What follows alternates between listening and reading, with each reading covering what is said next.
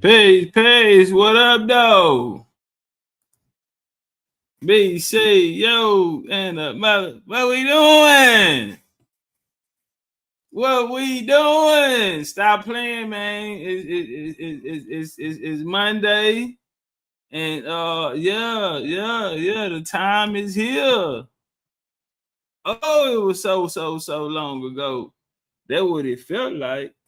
But get what? The time is here, and it just feels so right. And it just feels so right. Damn, I need to hit the cup lady, man. They want to make cups. Y'all know how they do the little cups now.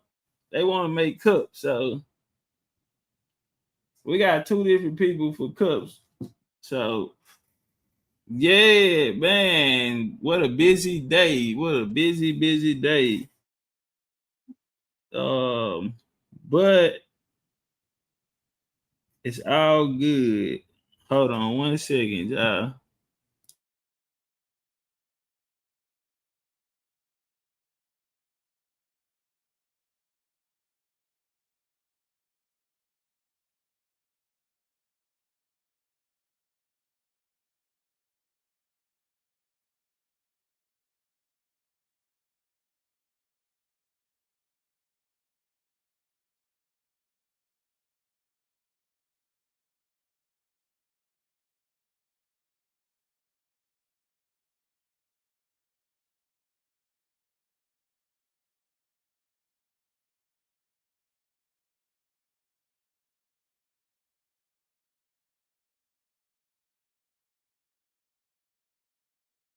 Okay. Now we talking that talk.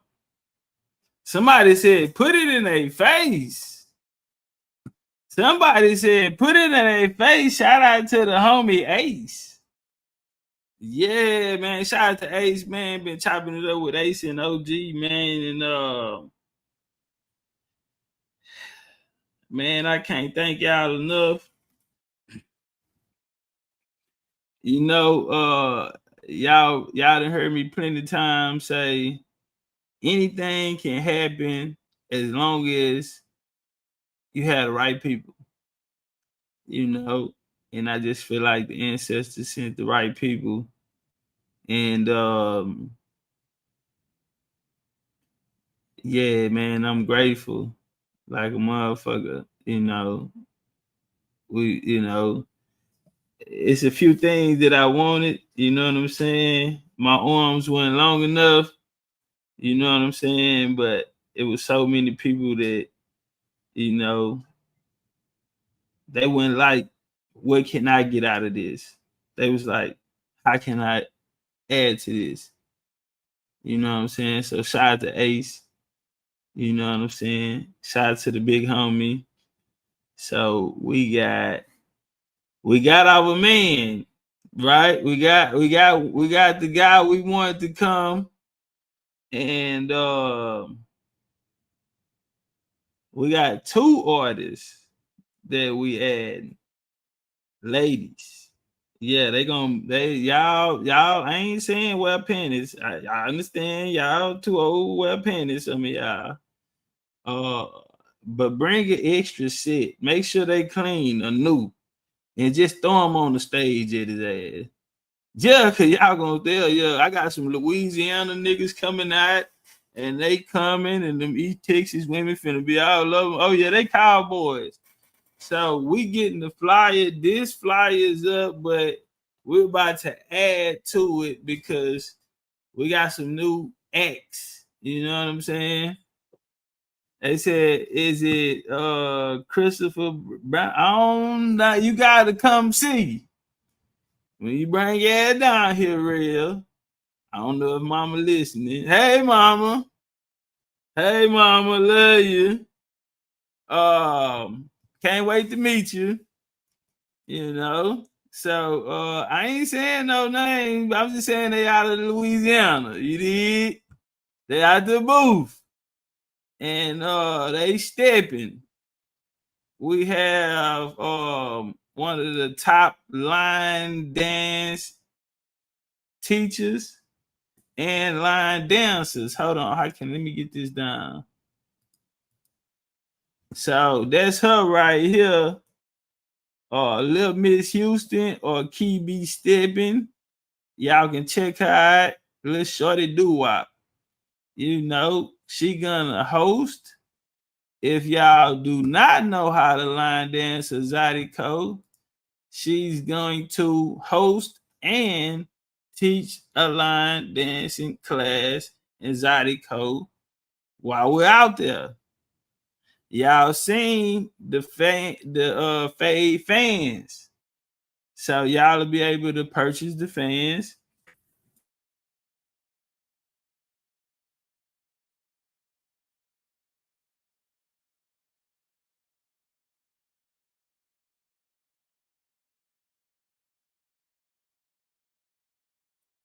What you mean you just want to be? Look at Ari. Ari, you still coming, Ari? What we doing? Ari, you getting out the bay? They said 30 something never pressed the like, but hey, get the likes up. Come on, fam, don't do that. Get the likes up. Get the likes up. Today is, man, listen, since I woke up, Carrie laughing. Since I woke up, fam, my phone been going out. So what are you saying, Red? You want me to get Christopher Brown that? Is that what you saying? So check it. Corey laughing, BCU new laughing. Y'all do that. Why y'all fucking over me, man? Georgia Hijack said that NO though. We're gonna have some NO in the building. We got me Voodoo dog represent NO. I talked to Big Chief today. I'm like, man, I'm not trying to hear that shit, Chief. Bring your ass out here. Tennessee, Kerry. I'm like, man, I'm gonna holler at them. I need you out here, Chief. Fuck all that. I holler at Red Pill today. Red Pill gonna be in the building. Bro, I can't wait. And shout out to Houston, man. So many of my people. And you know what they told me? I'm just gonna keep it gangster with y'all. They say we got some bad ones. Yeah, they bringing them bad ones out. And get what? I will get you at. They said, what's the dress code? I said, cowgirl boots and Daisy Dukes. What we doing? Why not?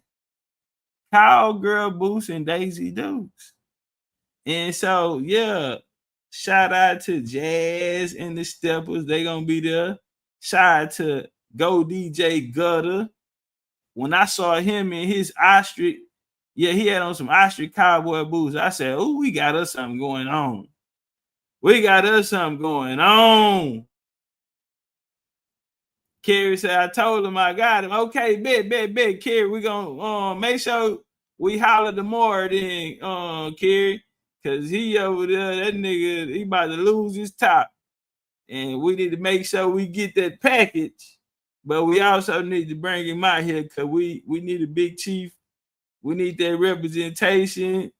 And goddamn it, when he told me and Dez that the ancestors sent us to him, goddamn it, nigga, you still gotta do your part. Yeah, they sent you. You still gotta do your part though. We need you down here, Chief, and you're gonna win. Shout out to Miss Z. Miss Z impressed me so much. She just won my little heart. Not cause she fine in the motherfucker, no. Cause she is fine in the motherfucker. But just I mean, like soon as I shot it to her, she was on it. And she was hitting me like almost every day. You know, output, you know, where I need to be, just, you know what I'm saying? And I'm like, wow, it just blew me away, man, because a lot of people talking about how much they need, how much they want, and this and that. And she saw the big picture. You know what I'm saying? This is an opportunity. Earlier, we was talking to the guys from Louisiana, and shout out to the OG Sleep. He was like, you know, this is good for content and promotion. You know, people see the opportunity. You know, niggas asking for shit. I didn't already brought all the goddamn people out. I didn't need help bringing the people out. You know what I'm saying? So for the people, BCU, y'all sharing it, I know because people in my personal life hit me like, hey, I'm seeing your flyers. I'm scrolling down and I'm seeing your flyers. And I'm like, say, what? We doing it like that? So yeah. Yeah, shout out to y'all. Just got off the phone with the lady at the event, and everything is locked in. Everything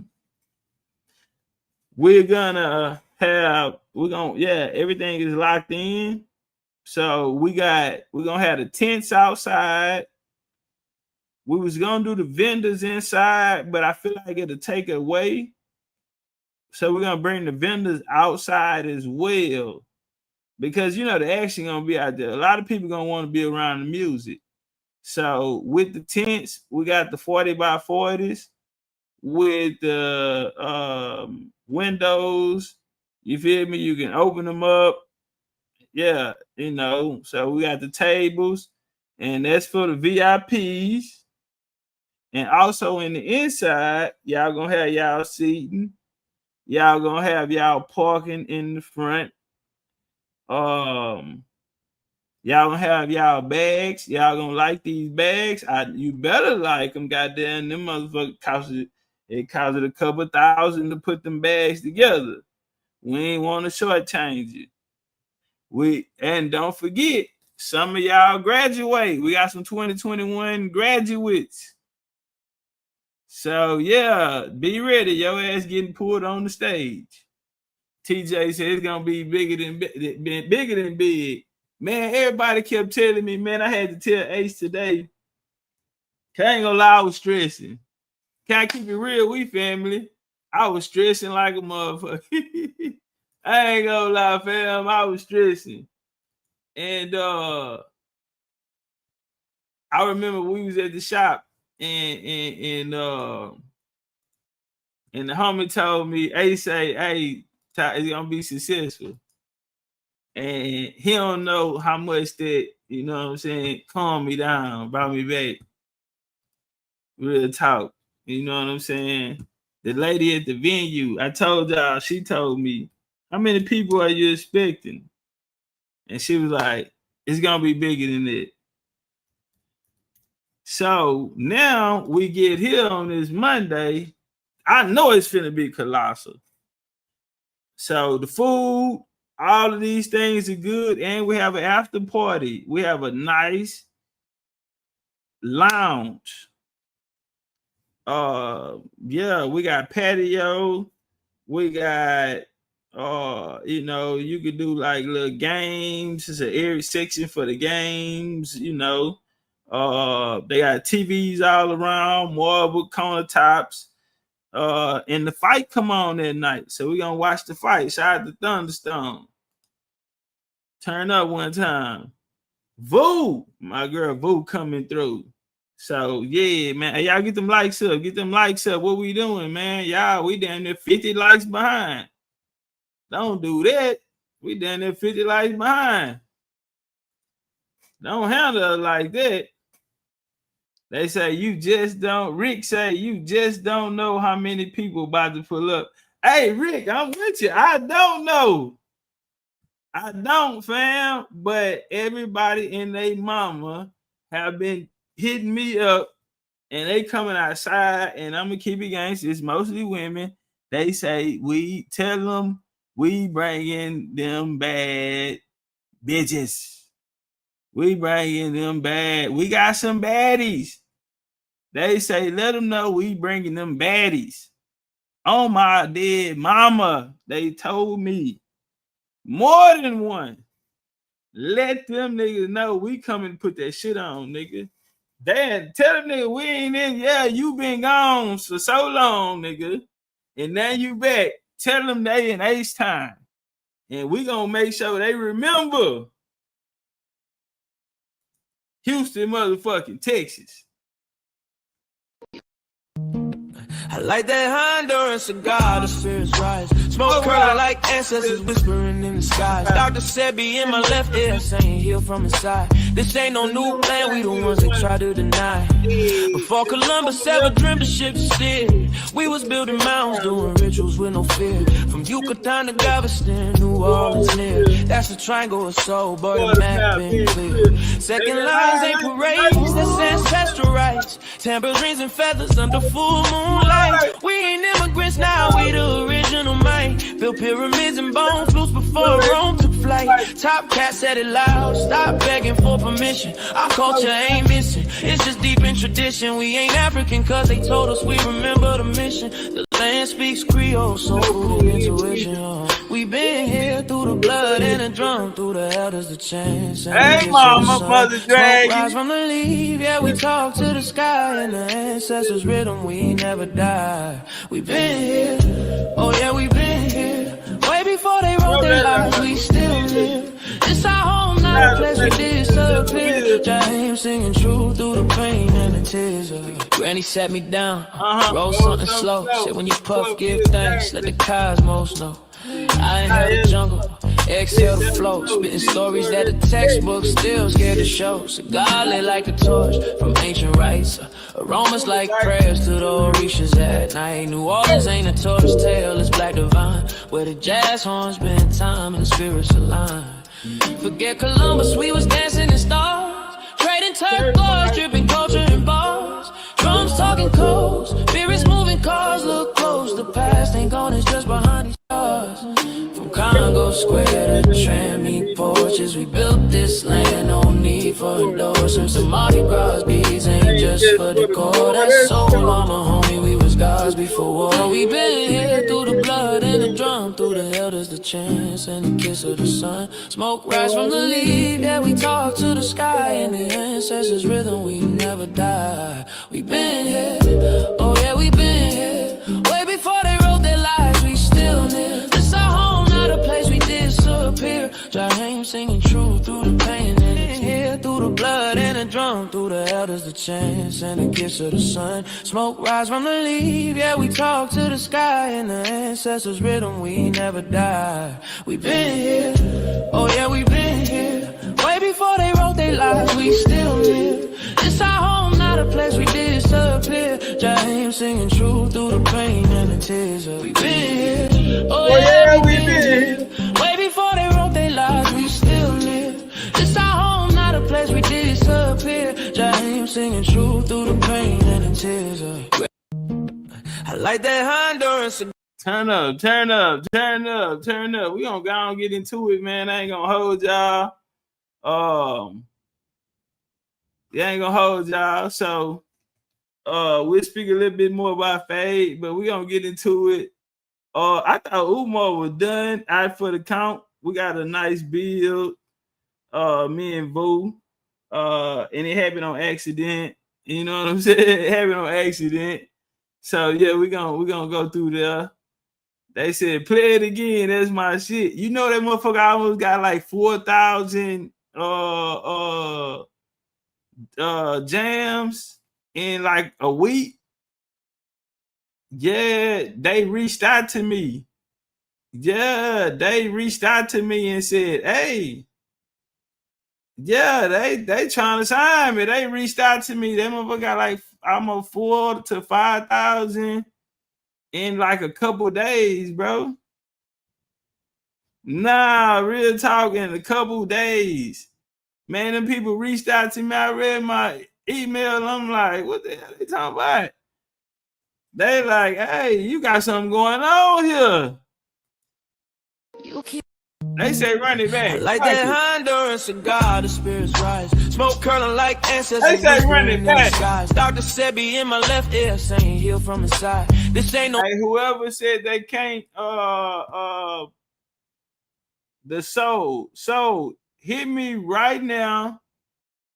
That's Needy. Needy, DM me on IG. I'm finna send it to you. On new land, we the ones. Turn up. I like that Honduran cigar, the spirit's wise. Smoke curling like ancestors whispering in the skies. Dr. Sebi in my left ear saying heal from inside. This ain't no new land, we the ones they try to deny. Before Columbus ever dreamed of ship to steer, we was building mounds, doing rituals with no fear. From Yucatan to Galveston, New Orleans near. That's a triangle of soul, boy, the map been clear.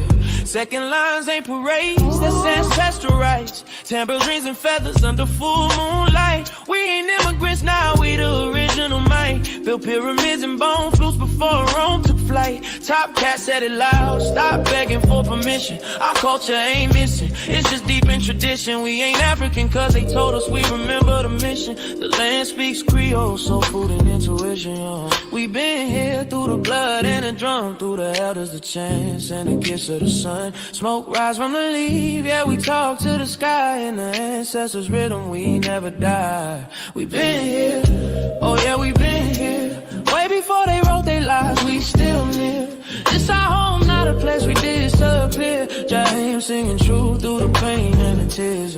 Granny sat me down, roll something slow. Said when you puff, give thanks, let the cosmos know. I inhale the jungle, exhale the flow. Spitting stories that the textbook still scared to show. Cigar lit like a torch from ancient rites.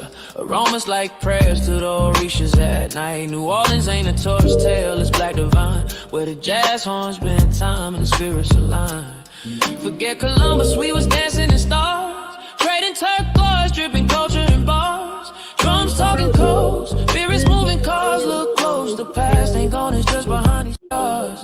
From Congo Square to Trammy porches, we built this land, no need for endorsements. The Mardi Gras beads ain't just for decor. That's soul armor, homie, we was gods before war. We been here through the blood and the drum, through the elders, the chants and the kiss of the sun. Smoke rise from the leaf, yeah, we talk to the sky. In the ancestors' rhythm, we never die. We been here, oh yeah, we been here. Way before they wrote their lives, we still live. This our home, not a place we disappear. Jaheim singing true through the pain and the here through the blood and the drum, through the elders, the chants and the gifts of the sun. Smoke rise from the leaf, yeah, we talk to the sky. In the ancestors' rhythm, we never die. We been here, oh yeah, we been here. Way before they wrote their lives, we still live. It's our home, not a place we disappear. Jaheim singing true through the pain and the tears. We been here, oh yeah, we been here. Way before they wrote their lives, we still live. It's our home, not a place we disappear. Jaheim singing true through the pain and the tears. Turn up, man. Get them likes up. We finna get into the build. Nay in the building. Dig. Miss Funky say, how can I get that? Well, it's pinned at the top. So we got fade tickets. We still have some availability for VIP if y'all want to get a VIP treatment. I told y'all it would come with it. We went all out for our VIP people. Y'all gonna eat good. I'm trying to get your lamb chops, asparagus, garlic, mashed potatoes, red beans and rice with andouille sausage, fried chicken the Texas way. What else we gonna have? Mardi Gras pasta, seafood mac and cheese, dirty rice. What else we got, man? There's so much shit I can't name it all. And then we got vegan. You know, we're gonna have vegan boudin, vegan burgers. We got burgers coming off the motherfucking barbecue pit. Fried shrimp, fried fish. Man, it's going down. It's going down. They said, well, Vu at? Oh, she coming? Vu will be here. Vu gonna be there. Are you coming? Star C said, well, Vu at? Vu gonna be there. Don't worry about that. Yeah, go. Don't worry about it. We finna go through there. Let me get this done. And matter of fact, let's go through there right now. First, we're gonna deal with Umar because I thought this nigga was gone, and Umar has resurfaced. And he out here, yeah, Umar done fell out with a woman. Yeah, Umar done fell out with a woman and told her she ain't no goddamn Indian or Aboriginal. Let's walk. They don't seem to be the ones that do a few lives and having a few arguments, because I feel that Black Americans are not being seen in a political stance. Like, we have skin folk in office, but they're not Black Americans, but they're speaking on our issues as if they are our voice, and how that is wrong. And when I speak something about it, everybody's having a problem with it. Like, it's a major issue for us. Feather, you wild. You don't have the Black experience. My perspective, and I like to get your insight on my perspective. Sweet. Because I'm a Pan-Africanist, I come from a different angle. So I see all African people as family, no matter where they come from, right? With that being said, yes, one race.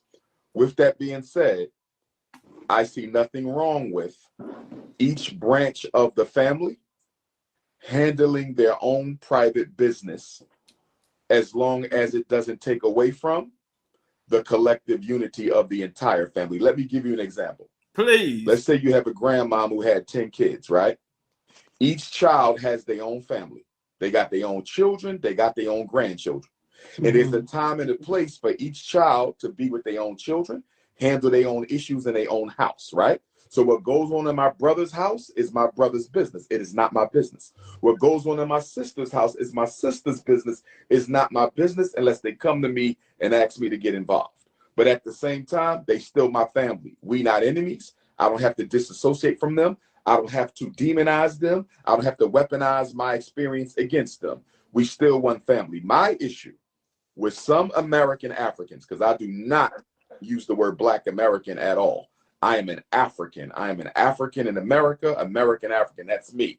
So for us who are the descendants of the Africans who built this country, who have a unique history in America, a unique situation, I see no problem with us saying, hey, we got some issues that our African immigrant brothers and sisters cannot represent us on because they haven't walked in our shoes in this country these past 400 years, right? Yes. I don't have a problem with that. I do not have a problem with that. When you say that there are African immigrants in public office, okay, who are speaking for the American African, I don't have a problem with that if they're speaking for me appropriately. But in addition to that, we should also have American Africans who know the struggle speaking for us. So I agree with you. They don't seem to be the ones that get in those positions. Let me finish this point, and I'm coming right to you so you can speak. Okay. If you say, Dr. Umar, I need more American Africans represent me in a political theater, I'm with you, right? American, I'm with you. But I'm also going to tell you, don't demonize the African immigrants who are there. The problem is not that they're there. The problem is we don't have more American Africans speaking up. You see what I'm saying? In other words, I'm not going to demonize an immigrant African for winning a political office, okay? As long as they're not working against me. Now, if they're working against me, I'm going to identify and I'm going to isolate them. You understand me? Even though I'm a Pan-Africanist, I expect every branch of the African family to support every other branch. So if one of my Nigerian African brothers come to America and starts acting like a coon, I'm going to publicly identify and I'm going to isolate. If I catch you, my sister, demonizing and disrespecting immigrant Africans, I'm going to identify you and isolate you as a coon. So the rules do not differ from me. Respect everybody's right to represent themselves. That's what you're saying. I want American Africans to represent American Africans. I agree with you. I have no issue with that. But then if you turn around and say the immigrants are my enemies, that's where I have to draw the line with you, because the immigrant Africans are not my enemies. They are only 3% of all Black people in this country. They are the lowest immigrant pool, one of the lowest immigrant pools in this country. Most of what we built is not being taken by African immigrants. It's being taken by Latinos, feminists, LGBTQs, and ethnic white minority groups who we never talk about. So my thing is, let's not unfairly dump on the African immigrant population when you got all these other immigrant groups who have stolen and ciphered off of Black people, and we say nothing at all. I ain't heard nobody talk about how the LGBT have siphoned off of the Black struggle. I don't hear nobody talking about how anti-Black Latinos, not the African Latinos who identify with us, but the anti-African Latinos, nobody talks about how they have siphoned off of the Black movement as well. What are your thoughts? My thoughts are with all people who have immigrated here and are not for the benefit of Black Americans who are here. I'm not narrowing it down just to Africans. I'm just, to me, I haven't seen where it has benefited the Black community personally. I got you. And I lived here for over 40 years, so that's my observation. There's one more thing I want to give to you, though. I want to make sure that the American African family, which I am a part, American African, we need to make sure. Hold on, time out. Where's all these new names coming from? Where everybody getting all this? Everybody want a new name now. American African, all this shit new. Everybody coming out with these new names. And see, me and Boo, we're gonna talk about that in our conversation, like about these names. Like everybody trying to come out with a new name. Like, what we doing? Y'all see Mr. African American, Jesse Jackson. Jesse Jackson about to kick the bucket, right? So I don't know if y'all been keeping up with that, but his health is failing. He getting up in age. So he about to kick the bucket. If he haven't kicked it yet, and they just ain't told us, just like Biden. They say Biden been gone. But Jesse came and said that Black is useless. Jesse said Black is useless. And he came with African American. And then people, then we got 80 ADOS, niggas, African American, 2 continents at the same time. And then we get, I'm an African descendant of slave. And then when they meet the Indians and they get their chucks laced on real history, now they want to change it, they cite and they Wikipedia page. See, this is what I'm saying, homie. I got all of the receipts. I was there. I was on the front line. So I can show, I got the receipts from when they Wikipedia page read African descendants of slaves. And then they switched it to American descendants of slaves. So I keep all my receipts. Because I was right there, front line. Yeah, big chief shit. So then we get FBA, we get Freedman, we get Solon, and all of the other new terms. And it's like everybody, 50 years from now, children growing up, now y'all getting us further and further and further away from who the fuck we really are. If people can down talk Jesse Jackson about the African American shit, why don't these people coming up with these new names, why they don't feel like that people can criticize them? You're no different than Jesse Jackson. The things that they're saying about Jesse Jackson, they're saying about you people who coming up with these new names. And now Ifa Tunde, Prince of Pan-Africanness, you've been running around here with all this time as a Pan-African. Now you talking about American Africans. Everybody trying to come up with these new names when you already got a name, homie.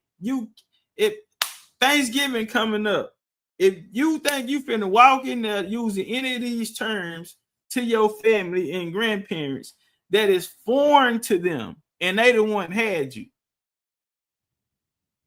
But they word don't mean shit to you, but a nigga you never met on the internet, you are living by this.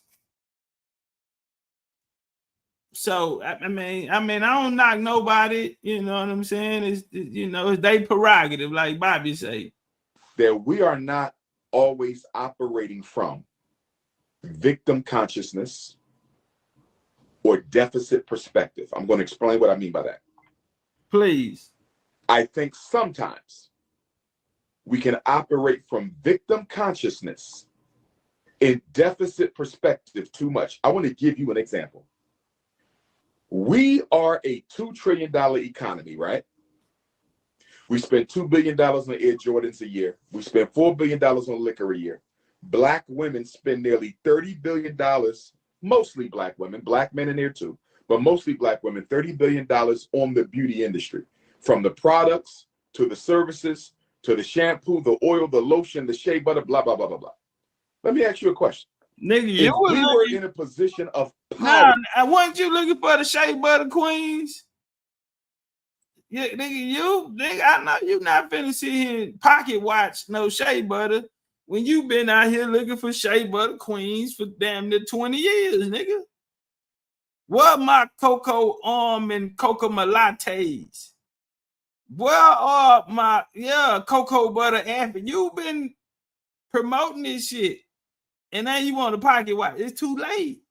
See, y'all done dug y'allself in bit. Y'all done dug y'all own burial. Really, y'all done, you dug your own grave, nigga. Go on, hop in there for one of them Indians, put an arrow on your ass and lay you down in there.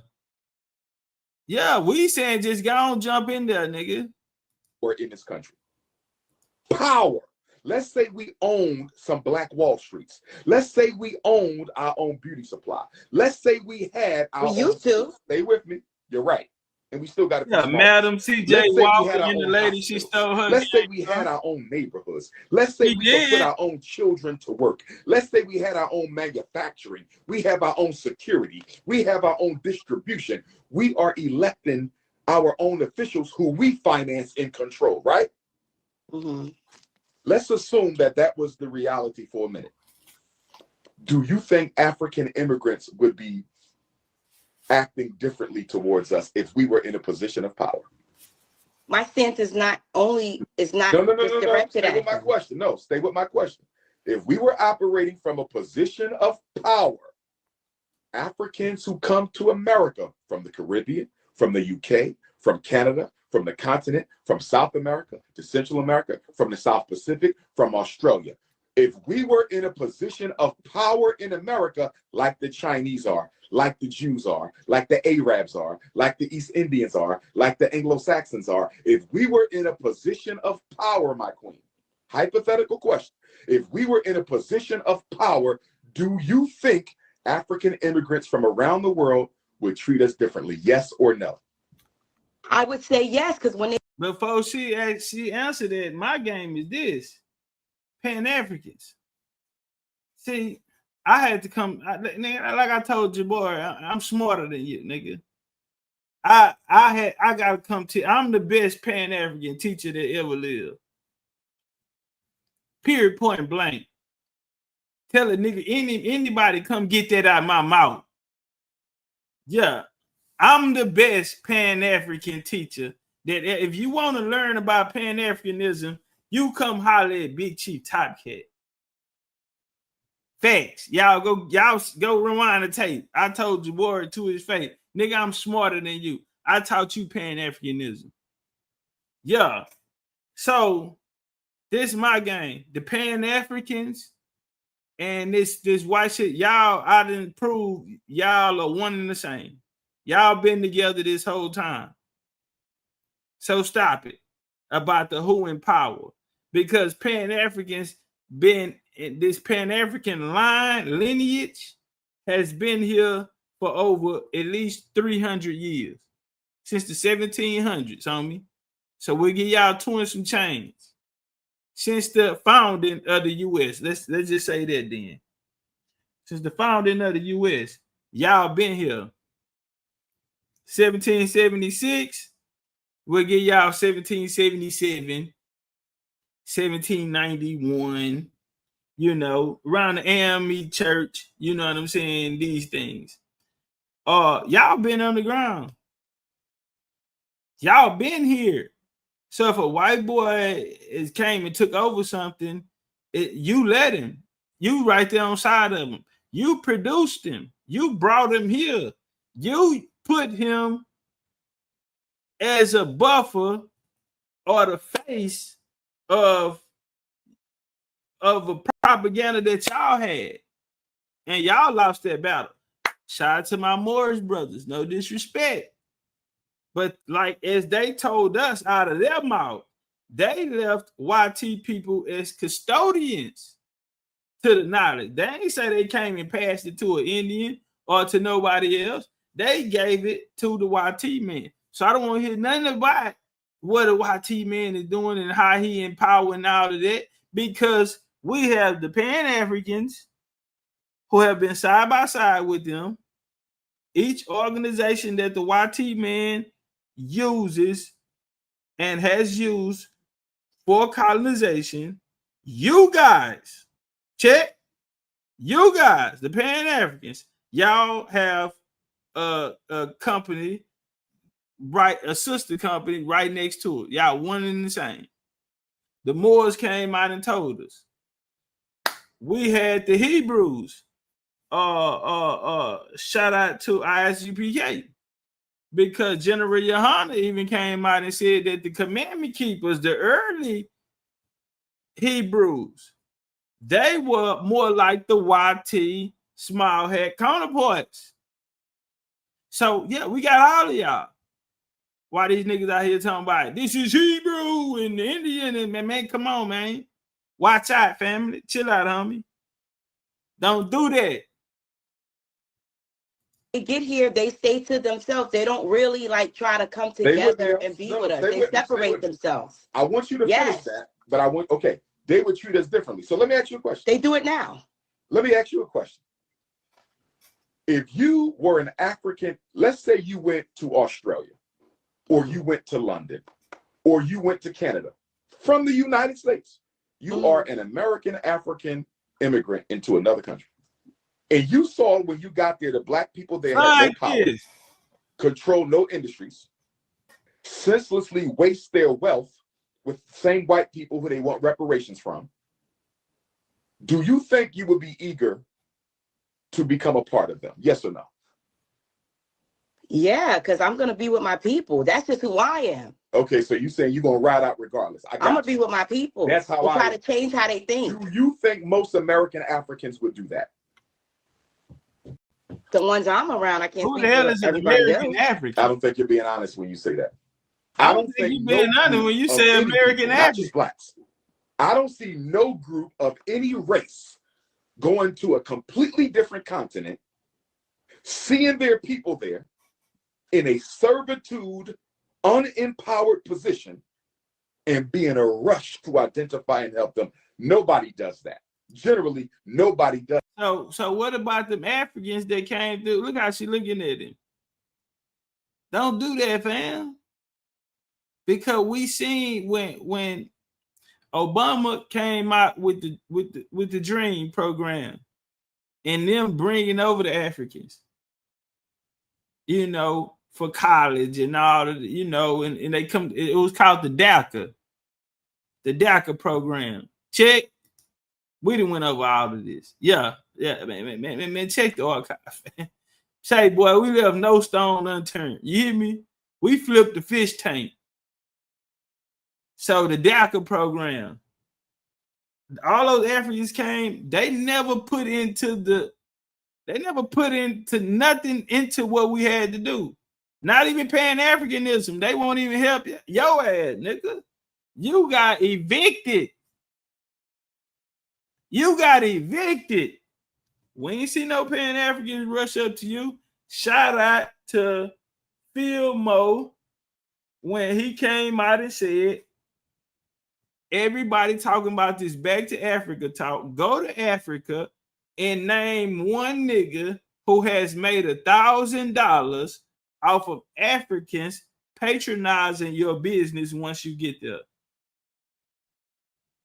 can't one nigga say that? Because Africans are not, they don't see you as them. They're not gonna patronize you. You are there to help them. If they can't get no money out you, they like a bitch. You know what I'm saying? He hold it to break niggas. Not fucking with no nigga I can't get no money out of. And that's how they play with us. See, I had a real experience with this bitch out of Ghana. She was tight, but she had all the stereotypes. She said American men beat their women. American men, they rob, they genocide their own people when Africans do the same. And it's even worse. You know, women ain't got no, bitch, you better shut up. Bitch, you nigga slap the teeth out of them out. See, these are the facts. So this Umar, you showed us that Pan-Africanism isn't real because all your aid and assistance came from people on the continent. From this continent, the Africans, the continental Africans, they ain't put shit in it. So that let us know right there that it's a one-way street and they pimping. They pushing P. If I can't break you, then I don't even want to associate with you. They just here to take. And nigga, you taking up for them. But your ass at your mama house in the restroom right now, arguing with a lady, trying to get her to see your point, and your ass got evicted because continental Africans didn't want to help you. After we put millions, nigga, I can talk because I gave a nigga $150 personally. So I can talk. I was a donor. So I got something to say about it. But we not finna play that, nigga. We know Pan-Africanism is fake. Shout out to Professor Griff. They sent me a video of him, Danny. Sent me a video of him earlier, and Professor Griff even had something to say about this. So a lot of people are starting to see it and starting to come around. I think it's too late. Y'all. The reason I'm bringing this up, Queen, is, in my opinion, and we could agree to disagree, but in my opinion, our issue is not how the African immigrants treat us. Our issue is how we treat ourselves. And our issue is we have allowed ourselves to remain at the bottom when we clearly have the ability. See, what you're saying right there is wrong, because that's the mindset they have, that all Black Americans don't have anything. That's the wrong mindset. Listen to me. If we are trying to empower ourselves as American Africans, if we are trying to empower, those who identify as that. Let me finish. Well, right. I'm American African. I'm not a Black American. Yeah, well, you heard what she said, nigga. Those identify as that. American Africans. If we are trying to empower, those who identify as that. Yeah, we don't identify as that, nigga. Don't put that on me. I've never heard of that in my life. You see how a nigga play on you? Look how he looking. He had to pause for the cause. She like, hey, hold on, man. Watch out. Like, you said this shit like 2-3 times. And I let you make it, fam. Say, cuz you disrespect. Hey, don't disrespect me, homie. Don't put that on me. I don't know nothing about that. Don't put that on me. Let me finish. Well, right. I'm American. You don't let me finish, nigga. Don't put that on me. Appreciate you, shit. Because you gotta because he got away with it 2-3 times. He did. Yeah. Ain't no time out, nigga. You on some colonizer, say, fam. Yeah. Say what say you are, but don't put that on me or everybody else. African. I'm not a Black American, so yes, we definitely going to disagree on that. So, if we are trying to empower ourselves, I'm not worried about the immigrant African because I'm too busy empowering myself. See, I'm worried about the immigrant African because I think he's going to get some of my crumbs that the master throws off his table onto the floor. Crumbs. Because no, it's not about that. Okay, so then what is your issue then? First of all, I said I'm not narrowing it down to just them. I said that at least 5 times. But you started out with them. Your initial comments. I started out with I don't see the representation of us in office. That's what I started off with. You mentioned African immigrants. You didn't mention anybody else. You were specific to Black immigrants. Said immigration is bad. It does not help Black Americans, period. Black African immigrants are not the only immigrants that are here. I understand that, but that's not what you said in the beginning. Okay. But go ahead. That's not what you said in the beginning. So I'm not narrowing it down or picking on any particular group of people. But wait, time out. Let me clarify something, if I can. I said I identify as American African. You said you identify as Black American, and I respect your right to identify. Yes. Oh, stay with me. You do not identify as an African, correct? No. Well, then that's the problem then. Stay with me then. You don't see them as... Why is that a problem? Since I'm not an African, it's a problem? Because I'm not what you want me to be, nigga. You need some help. You not enough. You identify as American African. Some new shit you just came up with. That's what you represent. Look how she looking at it. Is this nigga serious? Is this Negro serious? And he look at him, he got attitude. Fam, you are a colonizer. And y'all always talking about them white tea people. But yeah, white tea people came up with the concept niggas come from Africa. But y'all pushed it. And you still pushing it. And you're mad that she's checking you about you trying to classify her something as she's not. And since she don't identify with being an African, you talking about that's the problem. Why is that the problem? African, correct? No. Well, then that's the problem. I said I identify as American African. You said you identify as Black American, and I respect your right to identify. Yes. Oh, stay with me. You do not identify as an African, correct? No. Well, then that's the problem then. Stay with me then. You don't see them as your family anyway. So it don't even matter. You're older than me. You're older than me, so you used to hear them say, you're Black. You're not an African, you're Black. So when you see an African immigrant, in your mind, you have no associated with them at all. Ancestrally, culturally, historically, nothing. So it's they told me that. So I'm not talking about what they told you. I'm talking about you. Man, fuck what you talking about. I'm passing the buck. We're talking about you. Yeah, so if you she talking about her too.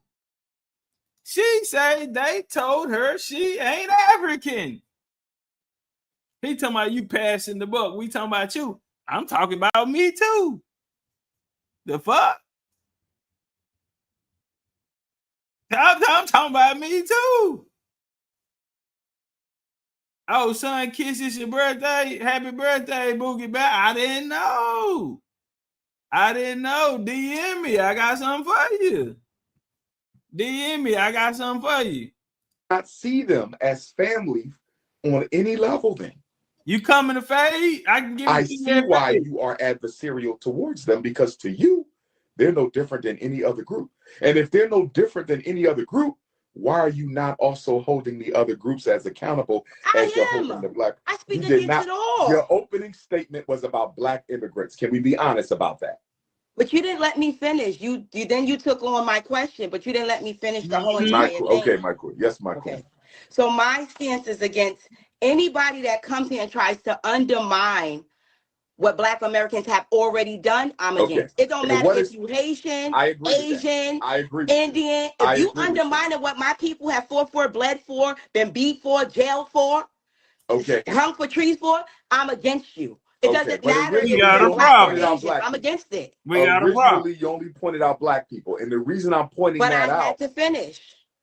Well, you could have said it then when you said Africans. It's a long. My point is the Black Americans, as I'm going to call y'all, and I'm going to distinguish Black American from American African in that although we're the same people, we have different mindsets. So hey, that's OG AC. AC, that's OG AC. Let me know. That's OG right there. The American African are those who see all Africans as part of our family, even if we take issue with them. Whereas the Black American, y'all see them as a completely different group. That's fine. But my issue with y'all is y'all pick on them exclusively. And y'all pick on I ain't heard y'all do nothing. Pick on them. Pick on them, bro.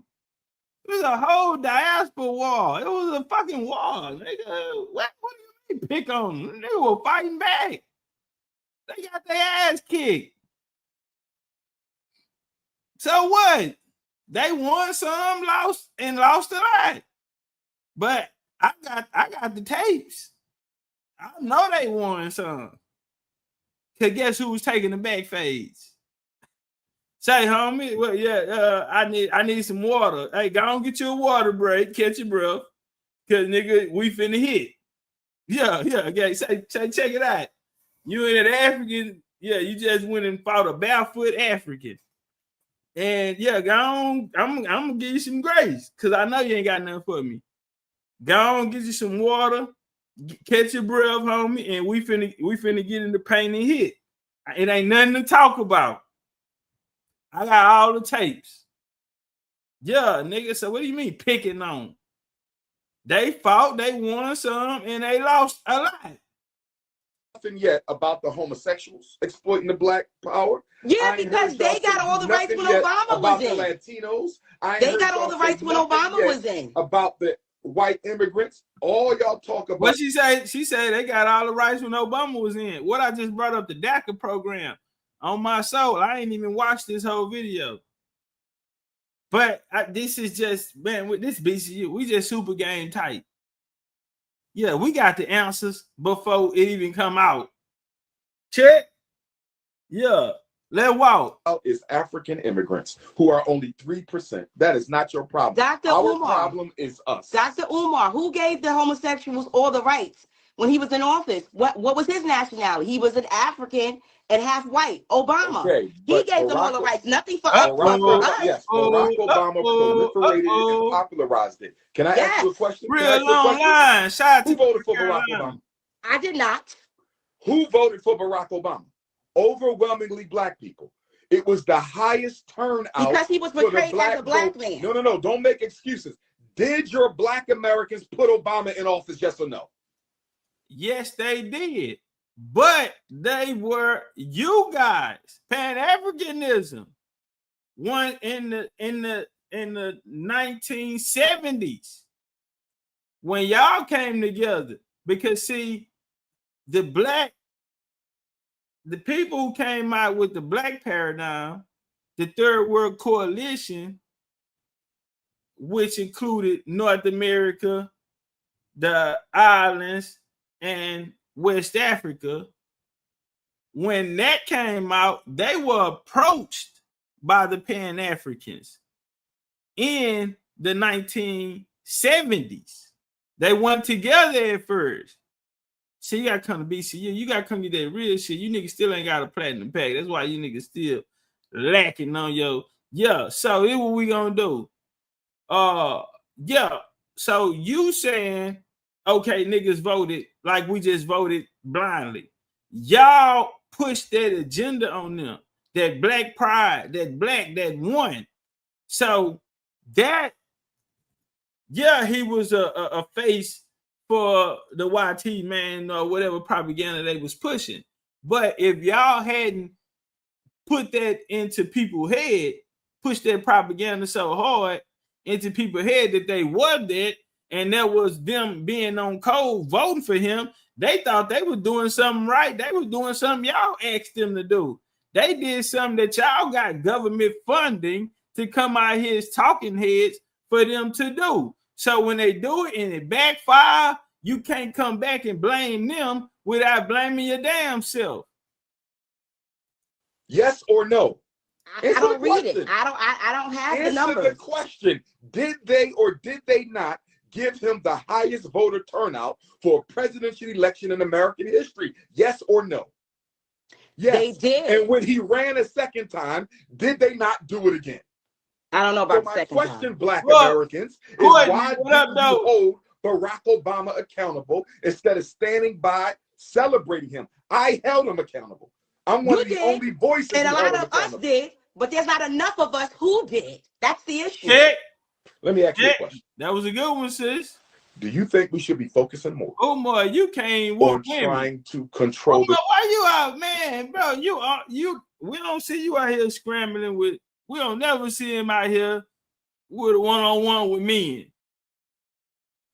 But when he do open up and it's always a woman on the other side. From that LBGG shit that happened long ago on that podcast, that radio station, up until the night he was supposed to get in the ring, me and him, you were only there for one reason, nigga, and that was you finna get down with Topcatz tonight. Period. Everything out the window. It's this Indian nigga over here. He flipping all our people. Everybody going that way. They following him. We need you, the big dog, to come over here and take him out. You got over there. They pointed Dr. Goddess. Okay, they go all the way back to the 70s to M. Cobra and the first reparation movement and all of that. Okay, you had so much respect for them. You came over there for her. You had one assignment. You finna get in the paint with Topcatz. You and I knew what was up. I was laced up. She said, he right there. That's him. He the main one. You chose to fight a lady. And she got on your ass. And when she left there, she came over there where we was at, where the Indian was at. Bars. And she scratched your face all up that night, nigga. You had a black eye. And your nose was busted. Behavior of African immigrants over which we exercise no power? Or should we be focusing more on channeling our $2 trillion into making ourselves into a superpower in this country? Where would you like to put your energy? If those were your I would like to put my energy on getting minds to stop shopping at these people's stores who come into our community and do nothing for. That's my stance on it. I answered it. You did not answer my question. That's my focus. You did not answer my question. Go ahead. I'm going to ask it again. Go ahead. Do you think we should focus on fighting and attacking? Okay, you said we. You said that to say what? I'm not attacking anyone, Dr. No. You said we. What did you mean by we? You said interrupted we. me and said we. Did you said we should focus more on. No, stay with right. Did you say we as to say that you and I are not the same? Is that why you said we? I just want to clarify. No. Okay, because I thought that's what you was trying to say. No. Okay. No. So my question is, would you rather? Hold on, Umar. We got a support alert. Shout out to the homie Enoch for the love for Fade. Shout out to Enoch supporting the Fade. Man, if y'all can support, if you have not supported yet, still put in. It ain't over with. We gotta, man, listen. Our overhead, we kind of going over it. Now, y'all heard the food, nice foods and shit I was talking about. In order to get that, look, I get a phone call earlier. Boom. What's up? Who this? And remember I told y'all about the barbecue place that said they was going to sponsor us. Well, they gave me a call today. How did they hear about Fade? I'm telling y'all, bro, this shit finna be big as what? Big as the Super Bowl. And they gave me a number, man. That number was pretty high. They got some good food. They say we'll throw in banana pudding with it. So we'll see, man. The overhead, I don't know, man. We had to get some more acts today. So yeah, man, we still need some help. I mean, it'll get done. But yeah, if you haven't already, yeah, definitely, man, show some love. So I want to shout out to Enoch, support alert, for supporting for Fade, sending his Fade donation to make sure we goddamn me put on for the indigenous nation. Focus on trying to stop the progress of African immigrants in America, or should we focus on using our $2 trillion in spending power to build ourselves into a superpower in this country? Which do you prefer? What do you think is the better use of our energy? Of course. Y'all had 400 years to do it.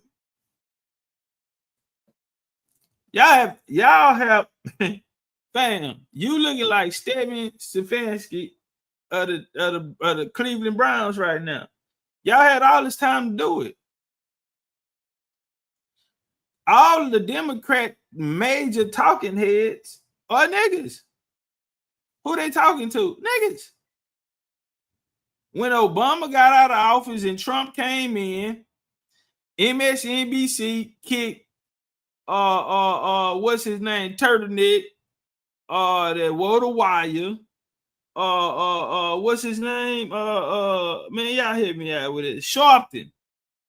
They kicked him off the air, right? But when Biden came in, MSNBC brought him back. See, they need these, and that's when y'all thrive.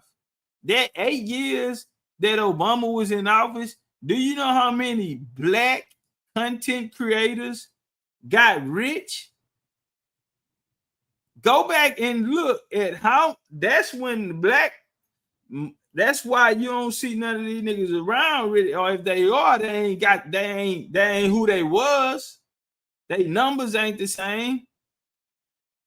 Because see, they was pushing that out into the algorithm. Y'all were an accessory to the crime that was being committed against us to colonize and propagate us. And now you want to sit back and talk about what we can do now. No, bro, we failed because we've been letting y'all take the reins. So it's our time to shine. I mean, Hebrews, I love the shout out to Nation of Islam. I love a lot of things about what everybody brought to the game. But we have to be honest about the situation. Y'all been here 100 years, bro.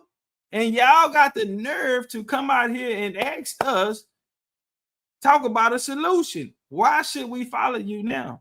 You had 100 years. Pan-African, you had hundreds of years. So why now? Why would something change if you still standing here? Shout out to Cat Williams. Cat Williams went on Club Shay Shay, blew the internet up. What'd he say? He said something that I never forget. He said, they keep trying to tell us there's no such thing as gatekeepers. Well, if there's no gatekeepers, then why you the same nigga steady open the gate?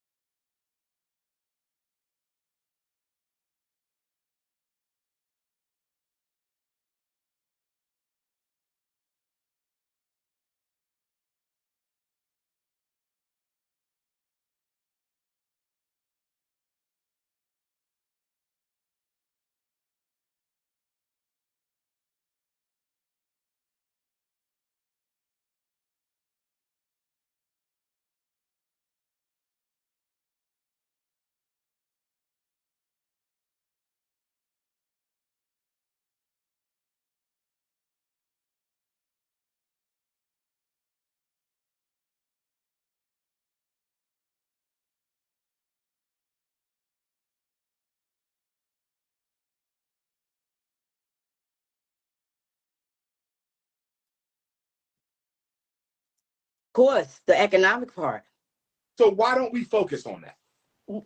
Who said Umar, bro, how you can't keep getting in there with women and losing? She like, is this nigga serious? See, a lot of these people y'all think smart, they really don't know nothing, bro. A lot of these niggas had y'all fooled. Y'all looking at numbers, y'all looking at subscribers, y'all looking at who these people are saying that they are, and they far from it. Good talking. A lot of these niggas can talk good. Yeah. But they lack common sense. This lady ain't no PhD doctor or none of those things. But it's just common sense from common people. And that's why I always stand on the power is in the people. Even the Constitution, nigga, you say what you want, but the founders of the Constitutions, with them, man, if you had some real strong brothers there, you can say what you, man, listen, homie, I can point out my disagreements with it, but there are some things in the Constitution, when they laid it down, they made sure that a nigga can't, nigga, what? Freedom of speech, freedom of press, right to bear arms, you know, that First, Second Amendment. You know, these things now, homie, don't see that, and that's where they get you at. They come tell us these things, but if we really look into it, what's up with it, Tracy? But if we really look into it, these people will handle us and run over us. The mindset that we in there, because we just go along. Niggas ain't getting out there and getting active. You know what I'm saying? Back then, if it was a problem, homie, you finna hear about it. See, then they start teaching you to march in peaceful protest and all of these because they side by side with them. But shout out to the founding fathers, because they laid some things down, homie, and yeah, it benefited them. Yeah, it was about business and international business, but domestically, they made sure that the power was in the people. They still gave you things that you needed to be self-sufficient and able. If anyone was to come after what we laid down and attempt to take those things away from you, HC, Hillary, what she say? They want Kamala too. What they say, niggas, they want to censorship. So it ain't no, yeah, they trying to take away. AC Hillary literally said the Constitution need to be changed. It need to be done away with. And they've been steady trying to find a way that they can get around it. And that's what I'm saying. They're bled out like these people were bad people and the worst people, but really, it was real niggas at the table. Some bad people, but you had good people. And they put down in there something that these people couldn't take all the way advantage of you. You got the freedom of speech here, homie. You got the right to bear arm. You got the right to stand your ground. We're not gonna let nobody run a dictatorship. You got 4 years, then you out. That way, we keep a balance and nobody run no dictatorship. Now, Andrew Jackson did what he did, right? For his Indians. But Andrew Jackson said something real. He said, I wish one thing. Now, they, you know, a lot of good things they wrote in the Constitution, but the good thing, he said, one thing I wish that the founders would have put in there was to not take money from foreign from foreign people outside of the US. He was like, I wish they would have made a law on that. And he opened up the books, and America owed, you know what I'm saying, so much money. He went back and paid the whole debt off. See, they run around here, they tell you we ain't got the money. But y'all paying folks to chop dicks off in Zimbabwe. Y'all doing homosexual iguana tests in goddamn Venezuela, in Brazil and shit. You know, testing homosexual mice and shit like that. Trying to get the other male mice to fuck the mice, you know. Yeah, man. Say so. I did want to double salute that and throw that out there. It was the founders, and they was niggas. So I can give them all the props in the world. They some of y'all ancestors, but they laid down some rules that them people would have just ran all over the people today. Nah, we wouldn't have stood a chance if the founding fathers didn't put down what they put down in there. We all Can I have ask you to a speak question? for ourselves Can I ask you a question? individually. Can you name me a single leader of the Black American We Hate African Immigrant Group that is I don't hate building Africans, so don't listen, put that on me. listen, I'm not saying you. I'm not saying you, but you clearly got an issue with them. But Now, I boy, said I know anybody issue that with them. undermines the that's Black not what you said American in the experience. beginning. But listen Anybody. to that's not what you said in the beginning. But listen to what I'm saying. What? Can you name me a leader, listen, or an organization that has an issue with African immigrants who are trying to build a relevant institution for Black people? Give me someone who has an issue with African immigrants who are doing something to create an institution for the American African people. Can you name me one person doing something of significance besides complain about African immigrants? Can you name me one person? Well, this And is what a are they new journey. So, of course, like anything else, they have to start somewhere. And I guess it's going to start by, and stop saying I hate Africans, because I never said that. Yeah, I put never words said in that. people's mouth, bro. I said I hate anybody that appreciate your clarity. undermines. I appreciate your Undermines. I clarity. want to give the clarity. I never said I appreciate your hate a clarity. specific group of people. I I said appreciate your anybody that clarity. undermines our people, I I appreciate your don't clarity. agree with. I appreciate your clarity. Now, getting Thank back you. to the question, can you name somebody who has an issue with You African got no immigrants point. who are doing something besides talk? What you want her to say, Tariq Nasheed? Keep it gangster, fam. Say, Umar, go on with all that, bro. You want her to say Tariq. That's what you trying to, that's where you feeling like this is coming from.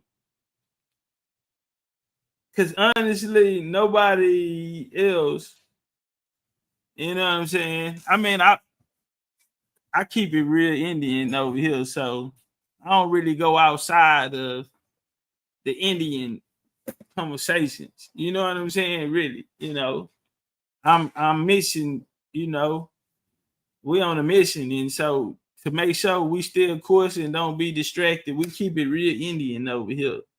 But you talking about Tariq, because Tariq really the only nigga out of all of the people who had big voices or whatever you want to call it, influences at one point. Tariq Nasheed is probably the only one that still has a relevant voice. Just keep it real. Umar, your shit is irrelevant at this point.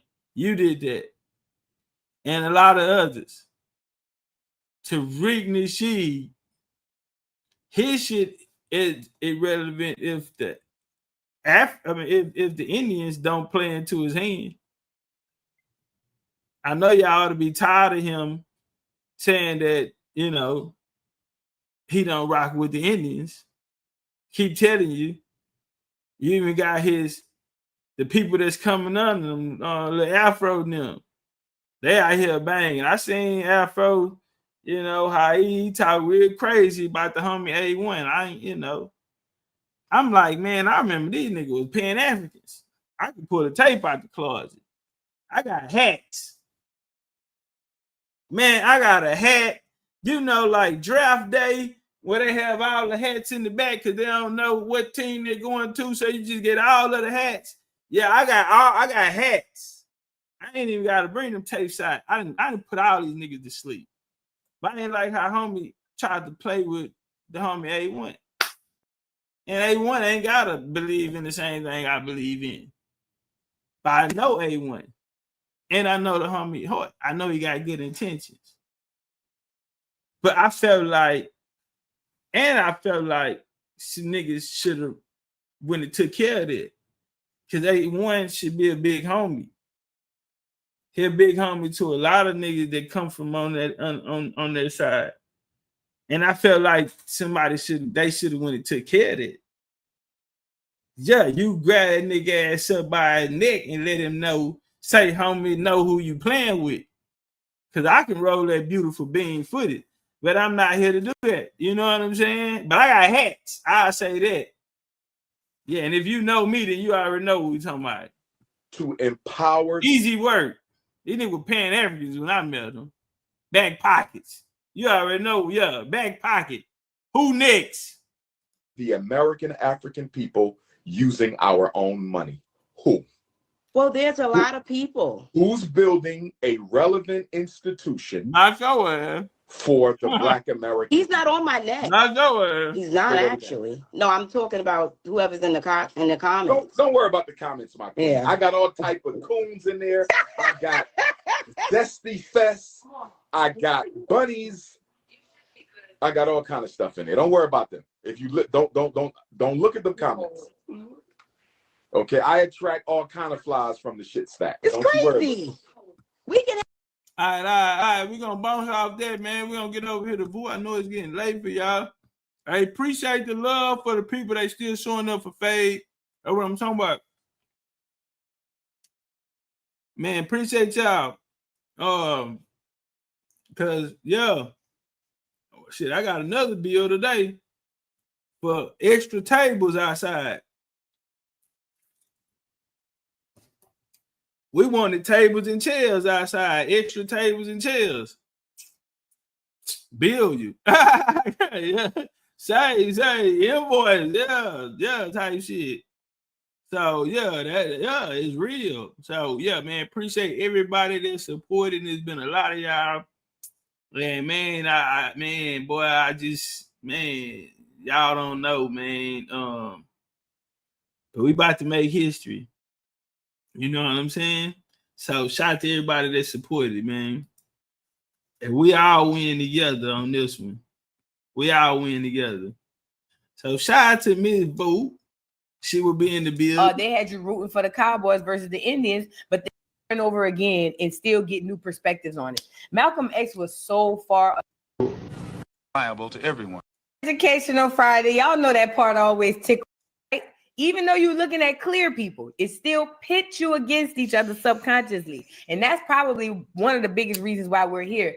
But nevertheless, we here for that, y'all. And I was just thinking about what Kanye was saying when he said, black is not a race. And he was saying that, no, not Malcolm, not him, Malcolm X. But Malcolm X was talking about how they describe the Negro. And he said, Africans, when they come to America, he says they aren't called Negro. He said, and if they do, they resent it. He said that's because the white man or the person who created the term created it for a specific group of people. You need another VIP ticket. Look at the top of the chat. It's pinned at the top of the chat. We got room. Hell, you see, I just had to pay for some more tables and chairs today. You want to see my other invoice for tables and chairs? And hey man, shit. What we booked 2 more artists today. So what we doing? People and these we need that. Yeah, we got space. People would be taking advantage or taking of. They have their social, economic, political. My bad, y'all. I was eating. Big homie David Law said, "How can I support?" Well, right here on the screen, it says support Fade, donate to the Cash App. And that's how you support. That's how people been supporting. And I admit we got a lot of support. You know what I'm saying? From the people, which surprised me. I don't know why I'm surprised, but you work so hard, you keep your head down. And the sister told me the other day, she said, you gotta celebrate sometimes, Topcatz. I'm like, yo, it's just hard. For one, I'm doing it by myself. I don't have other voices out here. You know what I'm saying? A lot of people, you know what I'm saying, popping. Shout out to them. But I'm saying, for as, my channel is not as older. You know what I'm saying? I haven't been around that long. A lot of people still don't know about me. You know what I'm saying? A lot of people are hiding their people from me, other Indians from me, because it's impossible. People, you know what I'm saying? Every Indian should be saying, go holler at Legendarytopcatz. You ain't even gotta put no respect and put the big chief on it. Just go holler at Topcatz. For if anything, just for what this brother done. because he came in and done what hasn't been done. And he's done everything. He checked off every box.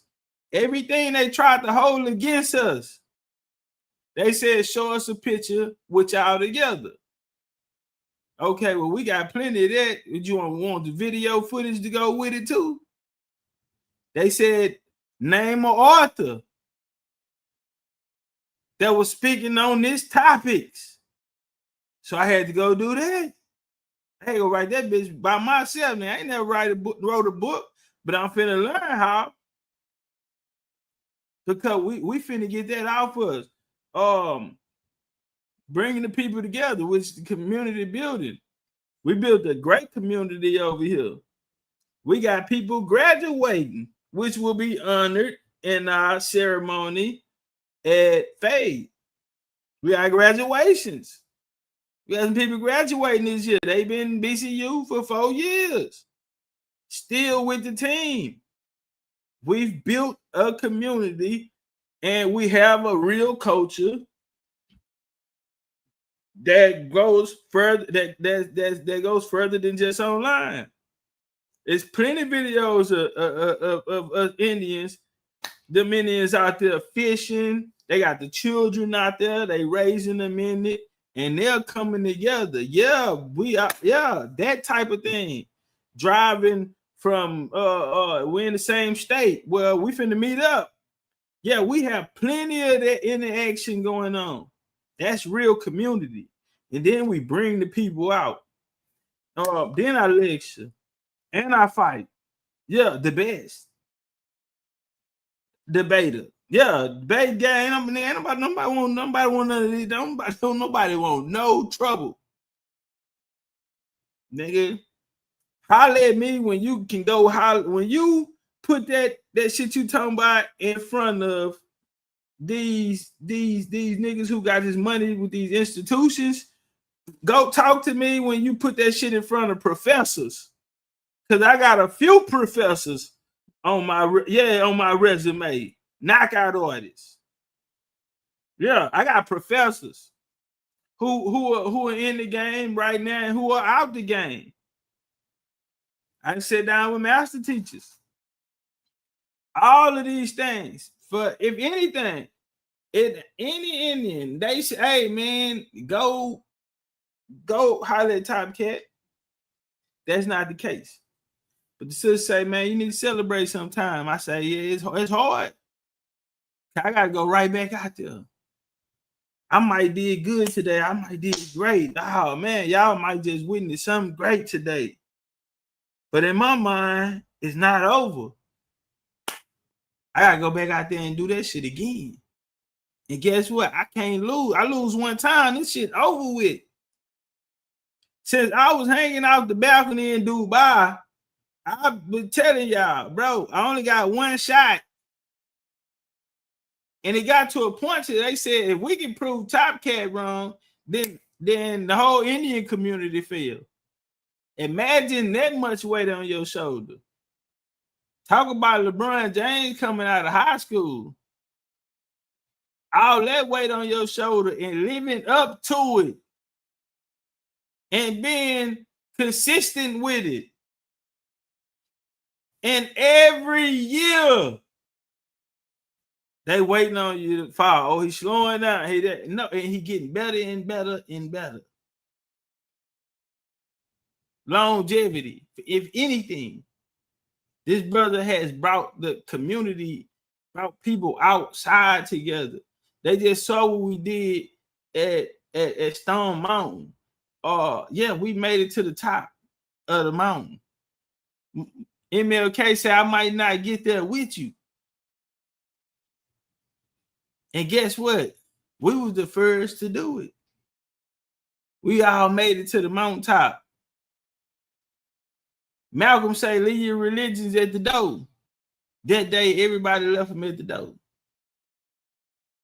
Bars. And we stood up there as proud indigenous Americans. Because since that day, you know how many people has came down and started looking into their indigenous roots. Shout out to Richie Rich. When me and Dane was on Rich Show the other day, he said, man, I got a shot at Topcatz. Topcatz got me into doing my family genealogy. And what Rich at that quick. They say you can't go past 1870. Well, Rich just started and he already in the 1700. Uh-oh, Alpha in here. Alpha in here, y'all got one of the BCU matriarchs. She don't play that. She being nice. She said hit that like, but she said it more than twice. She from Chicago. She from the Rack. That's Alpha. She be in the trees. She a Jaguar. You don't see her, she see everything though. And if she gotta say something, then I know it's a problem. And she mean business. Hell, I'm even scared of her. Hit that like button, get them likes up. That's a real one. Get them likes up. Political, all those powers taken away. And that is what turned a person into a slave. And you know, it makes sense why only we were called Negroes, and still to this day, because it would be equivalent to a group of people who have been lost economically, politically, socially, spiritually. Does that make sense? So this is why, and this is one of those unfortunate deciding factors or dividing factors that divide us. Hey, Gigi, that divides us from them. We are a particular group of people, and we need to know that and overstand it and understand it. Okay, so that's why we're here today. And I'm telling you, you can watch the same thing over and over again and still get new perspectives on it. Malcolm X was so far ahead of his time, man. I don't know how Malcolm X got dropped off in the 60s. And from the way I understand this regeneration thing, he probably volunteered to come back then. But let me tell you something. I don't know how he got dropped off in the 60s, but he was so far ahead of his time. It is unreal. So y'all get in here and get the like. My bad, y'all. It's crazy to say that because remember when I was a rice, I always say, man, I'm in the wrong era. Because I wanted to do some punching. I want that work. Yeah, I want that nigga. It's 3-4 in the morning. I'm studying. But I know this other nigga over here. I know he over there studying too. Yeah, I'm him, but he think he him over there. He think he him over there. Yeah, man, they working. I want to get in front of that. I want to go put what I got in front of that. Yeah, I want to go put this in front of that. I want to see where I'm at with it. And I know they working. These niggas here, I just slap them and go in their pocket. Bitch, get up out of here. Or half of them see me just my name alone. Yeah, this is my name alone. They don't want no trouble with that. But yeah, I always say, man, I'm in the wrong generation. But shout out to Uncle Brad Hay Pontiac. Said, nah, you ain't right generation. And there's so many people, you know what I'm saying? If I didn't come back, I wouldn't meet y'all. And it is an honor for me to walk this journey and walk it with y'all. It'd be hard for me to say I would want to walk it with anyone else. The love y'all shown me. Man, y'all saw that masterpiece, that Groovy. Now, y'all know Groovy been telling us for 2 years he gonna send me my pain. Boy, I'm telling you that 2 years was worth it. When I say a work of art, Groovy, you did your motherfucking thing. You did your bilkun. You did your bilkun on that. And then I got another painting coming. Tomorrow, shout out to Nuno, I got the Chrome coming. So y'all let I'm in the wrong area. Well, they put me there. Yeah, they brought me here. Boom. And we ended all the doctrines. Like I said, nigga, I'm finna knock all the doctrines off the board and send everybody back home. When you get home, nigga, and find out who you are, where you are in the story, whatever choice you make after that, the choice is yours. But I'm finna go knock out all these big talking heads and get them out the way so y'all can hear what I got to say. And I'm not saying follow me, homie. I'm saying go home. Go home where they love you at. Go home where they know you at. Go home where the answers at. And if it ain't right there, then it's your nigga, fix it. So yeah, if I was in any other area, I wouldn't be able to meet these great people that I met that pour into me so much, man. You know, and that shit that mean a lot to me. Boy, y'all gonna make me drop a tip. But I'm really passionate about it. So the sister say, celebrate yourself, Topcatz. I'm like, man, yeah, I understand. But I ain't got no backup. I ain't got no other niggas out here popping it like I'm, you know what I'm saying? Really trying to push this Indian shit far as we can go and really trying to have something for our people, man. A lot of niggas said, but they ain't helping, homie. So one thing I know, I don't care how good I perform tonight. I gotta go out here and do that shit again and again and again and again and again until the job is done. And we so far away from the job being done, I don't think I'm gonna be celebrating for a long time. Up on the video. Get in here, get the likes up on the video. And we're gonna get right into the show. I hope you guys are having a good day. I am having a good day as well. It is Friday. Fridays and Mondays are normally my busier days. Crazy, right? Yeah, Fridays and Mondays are normally my busier days. But Scalp say he need 3 VIP tickets. Hey, the link pinned at the top, Scalp. We got them. Yeah, okay. G, hit me. Are VIP still available? Yes, we are. We wanted to make sure. And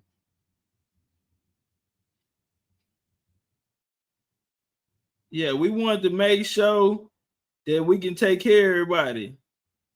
So we got our hands on it. And you know, our overhead, we went over it, but we are able, yeah, we do have more VIP and we got everything situated. Y'all gonna get the same. It ain't like, oh, since I got it on the back end. Nah, y'all getting the red carpet rolled out. You feel me? So yeah, we got picture booths. We got more than one picture booths and different things. It's gonna be drones in the air. It's gonna be so many fucking people out there though. Are y'all fucking serious, man? Y'all don't understand, bro. The college, you got 2 colleges. You got an HBCU, then you got the University of Houston right down the street, bro. You don't think they gonna hear that music or see all them people and look out the window and say, let me go see what they got going on down there? Man, stop playing, bro. Y'all don't even understand. Pop it, boo. I love Fridays and Mondays, so well, really Fridays more. But yeah, it is what it is. Now let's get into what we're here for: the reformation and reconstruction of the cowboy and the Indian. Now let's talk. Damn, there's gonna be a lot of feminine energy there. I love that. Get my education. Trump had all this go. This is a genuine question. Where do you think the Foundational American Indigenous Day? You got to come on next week during the morning jokes when I got more people up too. Okay. Shout out to Vo for supporting. All we ask for is a little support. You know what I'm saying? That's all it takes. A little sharing the stories. That's all it takes. We ain't asking for much. Cause if my name can't bring the people, then I don't need to be having I don't need to be calling for no event. So all we ask just for a little thumbs up. She say, we finna promote tonight, and you gonna come back on in the morning when I got 1,000+ motherfuckers in here. That work. Yeah, basically, when we coming out Houston, Texas, we got a nice venue. We're gonna have Southern Soul, Zydeco. So we got Little Miss Houston. She one of the top line dancers out right now. Hey, they say that the VIP is not showing on there. Why y'all say that? Y'all go check again. Let me see. Yeah, cause I just checked and And it's still up. Y'all want me to pull it up on the big screen?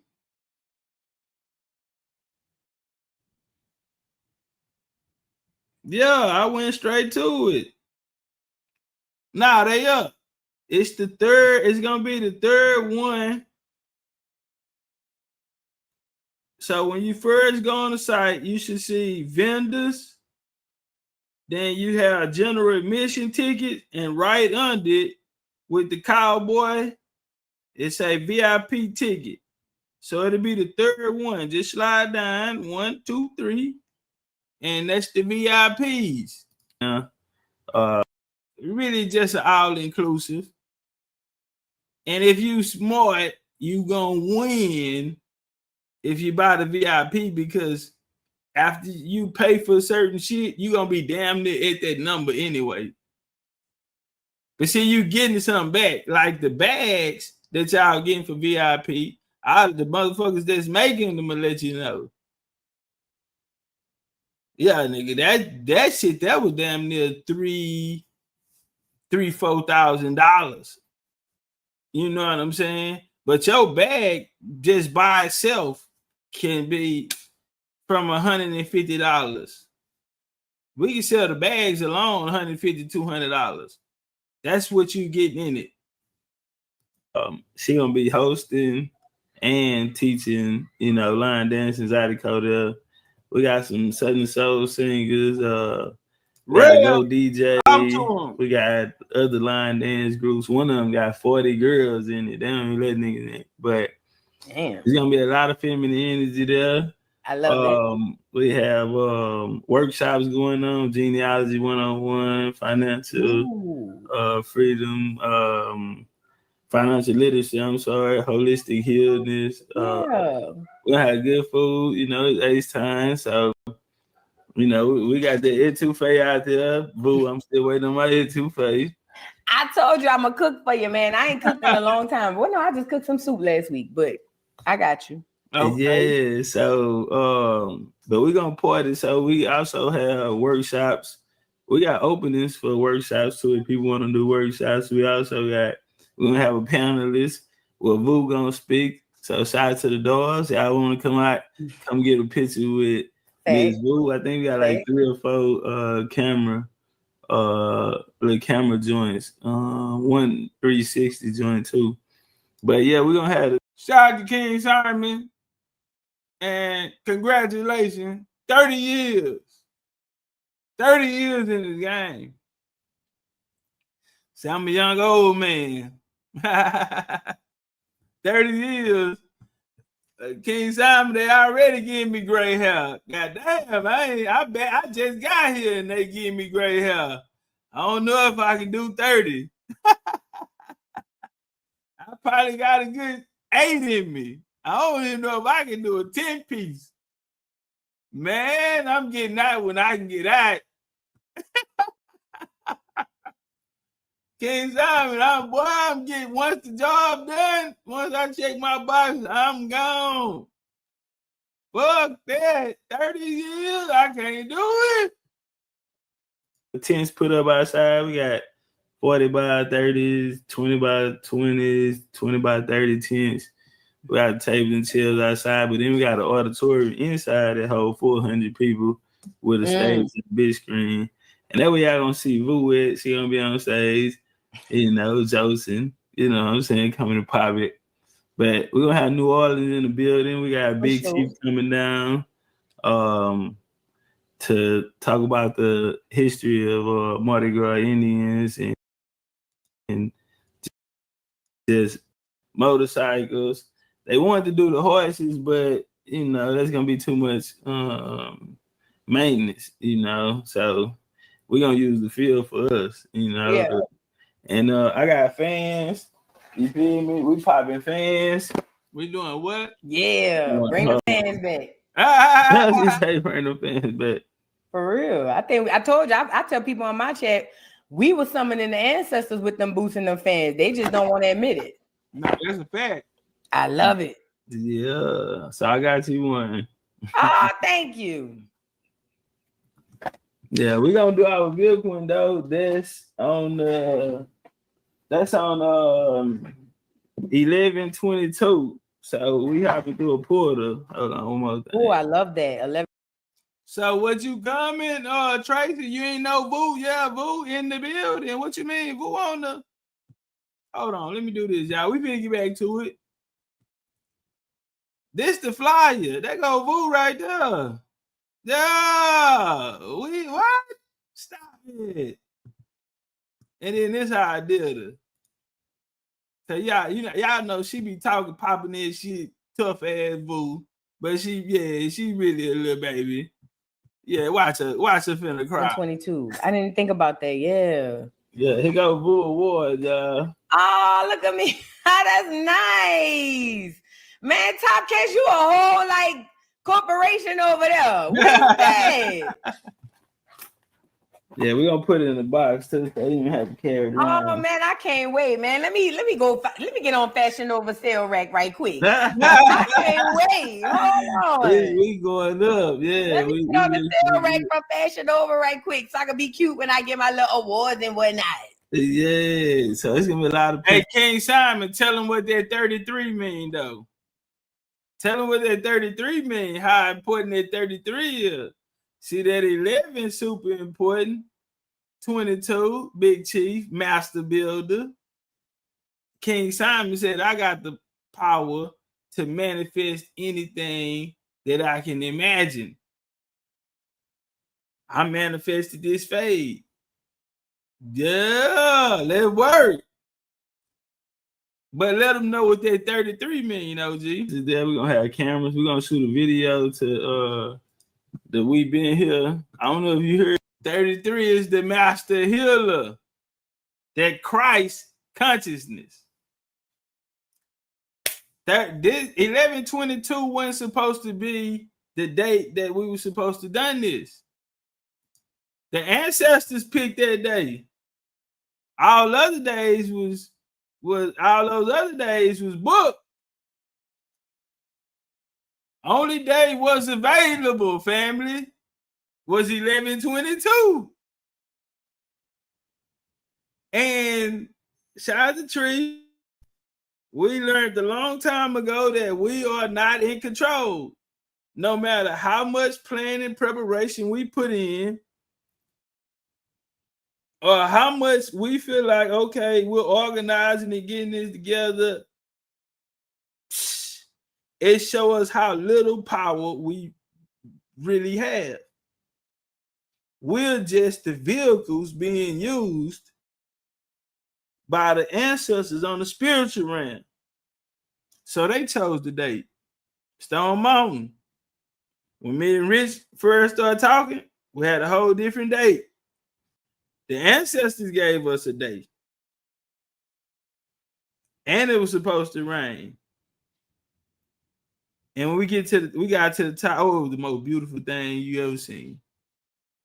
It was the most beautiful thing you ever seen, man, when we made it to the top. Hold on, y'all. Y'all done took me back. Y'all done took me back. Hold on, y'all. I done had a flashback.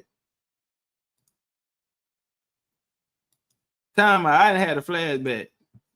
Nope. Hold on, Miss Vu. Before we pop this cowboy and Indian. Y'all done had a flashback. Time out.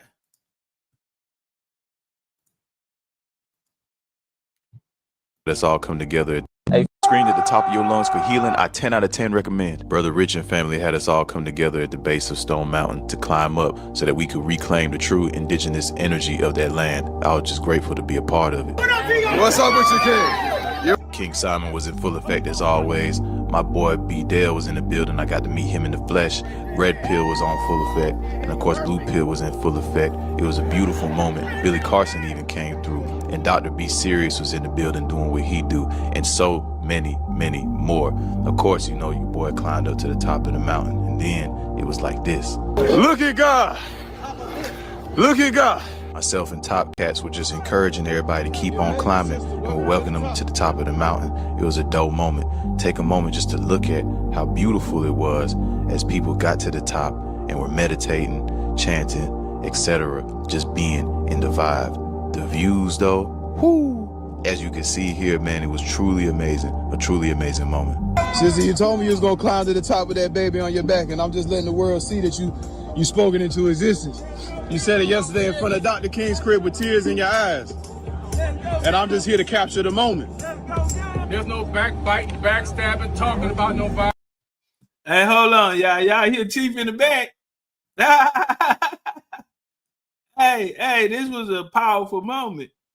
But if you look back here, I don't know if y'all can see that. That's Chief. And you can hear him from way up there. Yesterday in front of Dr. King's crib with tears in your eyes. And I'm just here to capture the moment. There's no back. Y'all hear Chief back there. Let's go get him. In John. Here they come. In John. Here they come. Let's go get him. Let's go get him. Yeah. Fighting, backstabbing, talking about nobody. All I hear is love. My nigga Mo. Shout out to Mo, man. We been here. Producer, we been here. This is proof that when we gather in authenticity, all you will see. This is proof that when we to the moment. There's no backbiting, backstabbing, talking about nobody. All I hear is love. Hey, look who that is right there. Y'all remember the young lady that was on the live? New?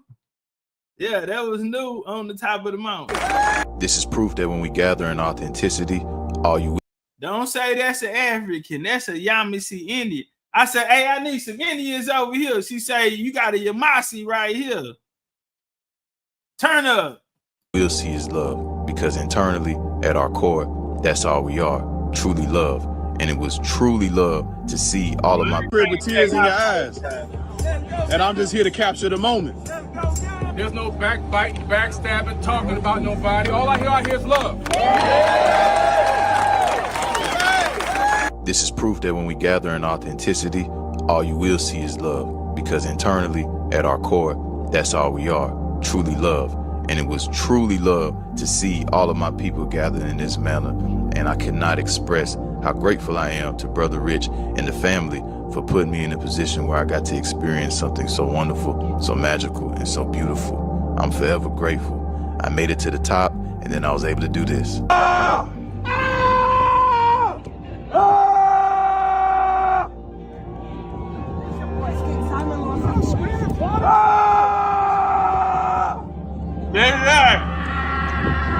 Yes, indeed.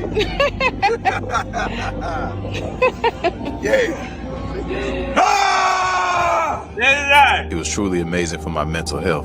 And Billy Carson had a few words about this month, which is Men's Mental Health Month, that I will leave y'all with. Much love to y'all.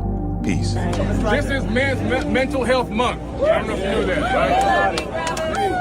And I think this month is so important. I learned so many mental gems and mental lessons this month as a man. You know, and it's amazing because I'm 53, I'm about to be 54 in September.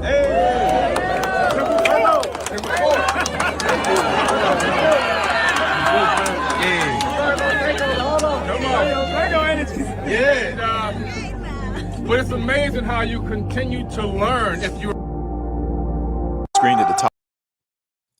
All right, my bad. I just had a flashback. My bad. I just had a flashback. King Simon said it also is the number of being anointed. Now, I had that feeling when I went to the Jaguar Pyramid, Ekbalum, middle of nowhere in the jungle, 102 feet in the air. And that was my first pyramid I ever climbed. And I got to the top. It's recorded. And when I turned around, far as the eye could see, and tears just started pouring down my face. And I ain't no emotional, you know, I didn't lost damn near everything I love. You feel me? So, man, tears just rolled down my face. And that night, I got to hold the Jaguar. I only wanted to take a picture. I'm trying to go to the zoo or something, take a picture of him or see the nigga on the other side of the gate. Nah, man. I got to hold the Jaguar in my arm. And on my life, the Jaguar approached me. And I feel something on my leg. I look down and you can see the patterns on it. Beautiful. And y'all know that the patterns, the spots on the Jaguar represents constellations. I don't know if y'all knew that. Okay. That's why. Okay. Talk to him. Yeah, that represents the constellations. And she wrapped her tail around my leg. I got to hold her, feed her. And I was talking to her. I was whispering in her ear. And I felt like I had been initiated. I felt like I had remembered that flight back. I couldn't sleep. And I just kept thinking about that. And I felt like they had anointed me. And they were like, he remember now. He remember who he is. BCU Jaguars. So, man, yeah. I ain't dated New Orleans niggas in years. Lord have mercy. But no, look. Realizing it don't represent the people. This is just a certain time in history where they putting these titles. Come out of the Houston area around 1855, even though people had rent a little bit. I told that nigga I was Cajuns on Claiborne. Come pick up his shrimp. See wing shrimp fried rice. Yeah, that nigga like, what? The shrimp fried rice, you ordered it. Yeah, I had to hang up, man. That big old nigga. Y'all know how the New Orleans niggas is about they women. So, man, yeah. I ain't dated New Orleans niggas in years. Lord have mercy. But no, look. Is there anything you want to add to the bill? Because we talking about the westward expansion and the Cowboys and the Indians. Is there anything you want to add to the bill? Yeah, see, you the expert. I'm learning. What about Texas niggas though? Huh? You said you ain't had a Louisiana nigga. How long you ain't had a Texas nigga? I don't think I ever dated a man from Texas. Oh, you're in trouble. You ain't better keep up. All right, so the Cowboys and the Indians. He know how to talk some shit. The first Cowboys that's come out of the Houston area around 1855, even though people had ranches before then. If we go back, the U.S. War Department spoke about the Seminoles having a lot of cattle, livestock, and ranches way back then. You know, they wore the spurs on the boots, but a lot of that, you know, Florida, that's Spanish territory, Texas, these areas, these are just names that are generalizing. It don't represent the people. This is just a certain time in history where they putting these titles on because it wasn't always a France, it wasn't always a British, a United Kingdom, Great Britain. You feel me? So it's time change. Yeah, so yeah, that culture right there, even with the Tex-Mex like we eat down here, if you look at a Mexican restaurant or you see the food we eat and they tell us it's a Mexican restaurant, you go to Mexico, ain't nothing that shit on the menu. So yeah, things like that. But yeah, the Cowboy did the Indian, you know, turned into the Cowboy. When we go into Cowboy territory, Indian territory, you know, Oklahoma, Arkansas, Mississippi, Louisiana, Texas, you know, that's where you seeing the best. That's where you seeing all the rodeos, you know, that's where you see a lot of line dancing. Now we ain't taking nothing from the Carolinas or other people, you know, we know they get down to South Carolina, North Carolina, they do their big one, you know, that horse clubs come from all over, but yeah, that Indian territory, that was different for the U.S. military. They had no answer to fighters in the terrain. So in 1870, they came to what would become known as the Seminole Scouts and asked for their assistance. And, you know, we had the Buffalo Soldiers. That was 1866. We had the Buffalo Soldiers. And 4 years later, 1870, they need to expand west, and they come get them Seminoles. Who came out of the United States colored troops during the Civil War. All of these people were actually cowboys. That's why they had you had infantry, and you also Cavalry. had the horseback. So they taught white cadets, and they honored them with a 12-foot statue. Buffalo soldiers teaching white cadets horsemanship and basically military training, American Indian. And they use that to go conquer the world. You know, they still using it. They ain't use us too much for the elders that taught Pan-Africanism or whatever, who they call master teachers. You know, what is, the issue with them? And I just feel like they disconnected themselves from their roots. And by being master teachers, meaning they're teaching so many other people that once they cut themselves out from their roots, everyone they learned their teachings, cut themselves out from their roots. And a tree with no root bear no fruit. So if they're taught in the home, because each one of those people can tell you what Indian tribe their family told them they came from. Now, when they got older and they had this philanthropy money, this government funding, and they took those positions. And I said, these are very intelligent people. Now, if you didn't know better, then you wouldn't do better. But if you knew better, you'd do better. And I feel like they was too smart not to know what was taking place. You like me then, because I was like, I'm listening, trying to give you your time, but in my head, I'm like, man, them niggas knew. You know what I'm saying? Like they know too much, they studied too much, and I feel like they sold us out. You know what I'm saying? For assimilation, to assimilate to the society and all that stuff. But sorry. Right. No, they got paid. They got paid like a motherfucker. Hey, shout out to Tweety for her $50 contribution to Fade. I will see you at Fade, Tweety. Don't you graduate this year, Tweety? Tweety, you graduate this year, don't you? Got paid for that.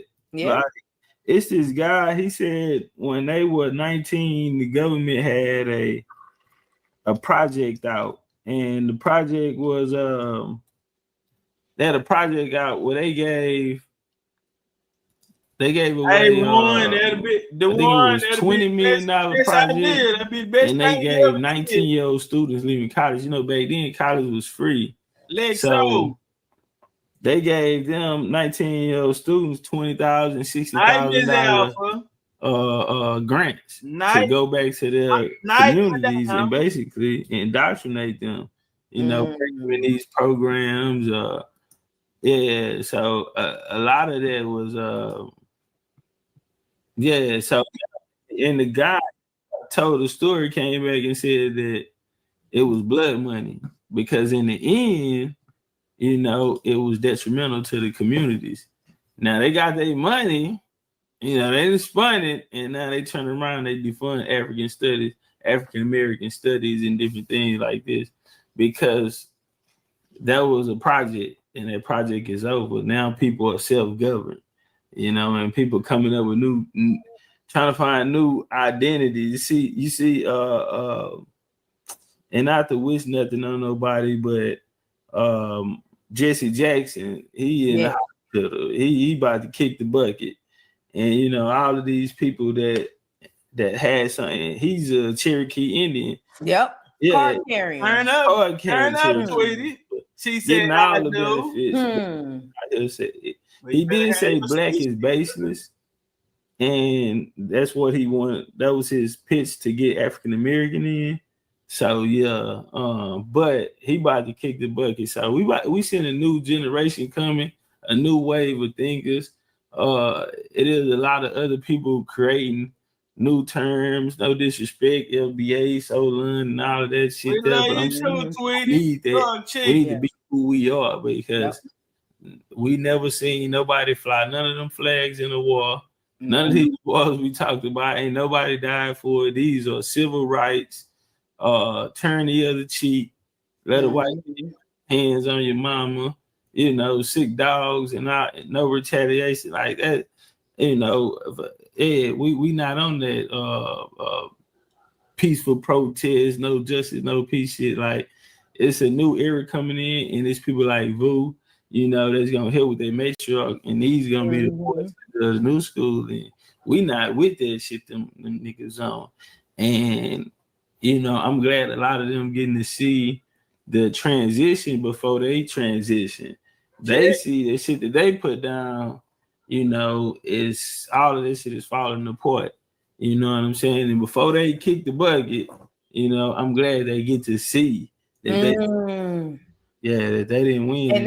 And that's the part I wanted to say. Jesse Jackson on his way out right now is very symbolic and very spiritual, because he's the representation of a lot of that confusion that we coming out of. Shit. You know what I'm saying? So him on his way out the door, especially now, and I didn't realize it until you said it, we are kind of like scrambled minds trying to figure out which way to go. Because normally they have another agenda lined up for us right after the last one. But like the gentrification I was just talking about, it seemed like this one, they just kind of like let us go. But I'm with you. To make up new terms is going to further confuse us. We need to find out who we are first. But yeah, I think it's very spiritually symbolic that Jesse Jackson is on his way out during this time spiritually. Like, Sheila Jackson Lee, that was one of my grandma homegirls, close homegirls, but she kicked the bucket. Same situation. It's like she was over HR 40 and even over the freedmen who were trying to get citizenship in the tribes that they family members signed treaties and were granted. But through the Dawes Roll and Curtis Act, and the Constitution changed in 1979 and in the 80s that took away their benefits. Sheila Jackson Lee was the person that was going back and forth to the Hill whenever they come from Oklahoma to go talk about these things. So she's collecting all this data, got all of this proof, and never did nothing with it. She's gone, she's out the way. So a lot of those games are not going to be played because people had, that was their thing for that time. That was to counter the fact that over 600 million acres was stolen.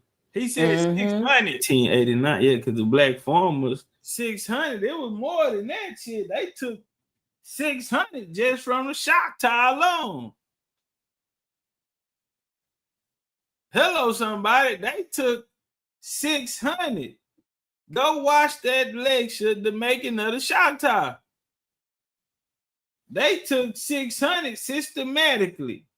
I showed you every time they came back, the U.S. came back and got more and more land. They got probably 600 million just from the Choctaw.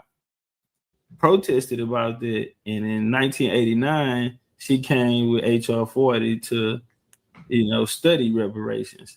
And we still have people running around here begging for reparations. So you done got all these people together under this one banner that somebody didn't win in, somebody, it's an ethnic group. They say it's lineage, but you cannot go and own a lineage. You cannot go copyright a lineage or no shit like that. So it's not a lineage.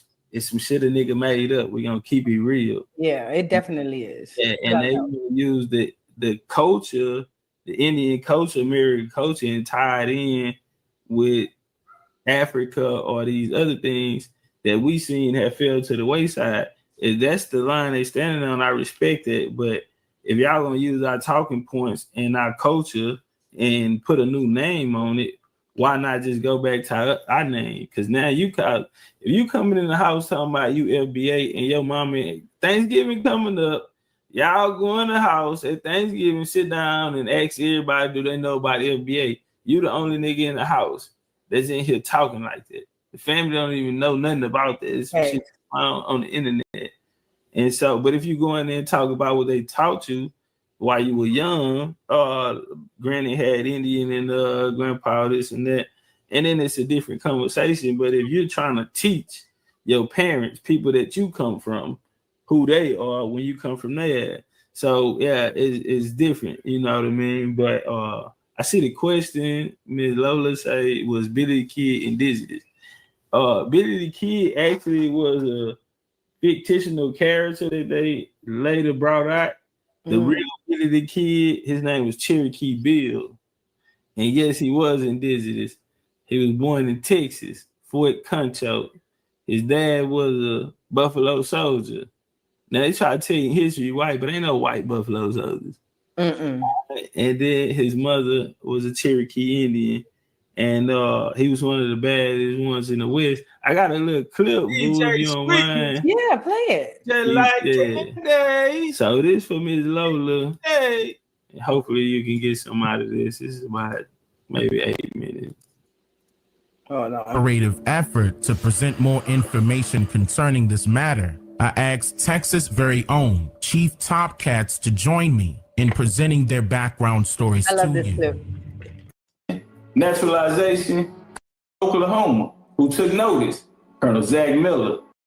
Naturalization, colonialism, 19th century. We close the chapter in American history of immigration, naturalization, colonialism, government, domestic enslavement, and wars, which ushered in the Second Great Awakening, Industrial Revolution, and U.S. expansion. From the 13 colonies to the ancient ancestral lands of the Southeast Indians. The fighting spirit, music, fishing, barbecue, soul food, cattle, livestock, and agriculture would make up the ingredients that would birth the new era of Indians, the Cowboys.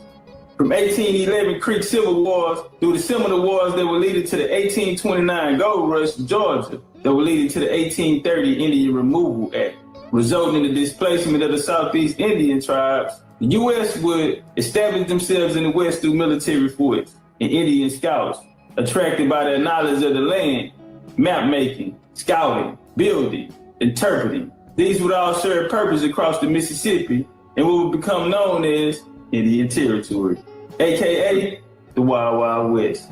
During the Civil War, let me press the pause right there. Y'all see these migrations, huh? Y'all see these migrations. All of this is what they call Indian Territory. Check. Everybody here, Indian. The Indians.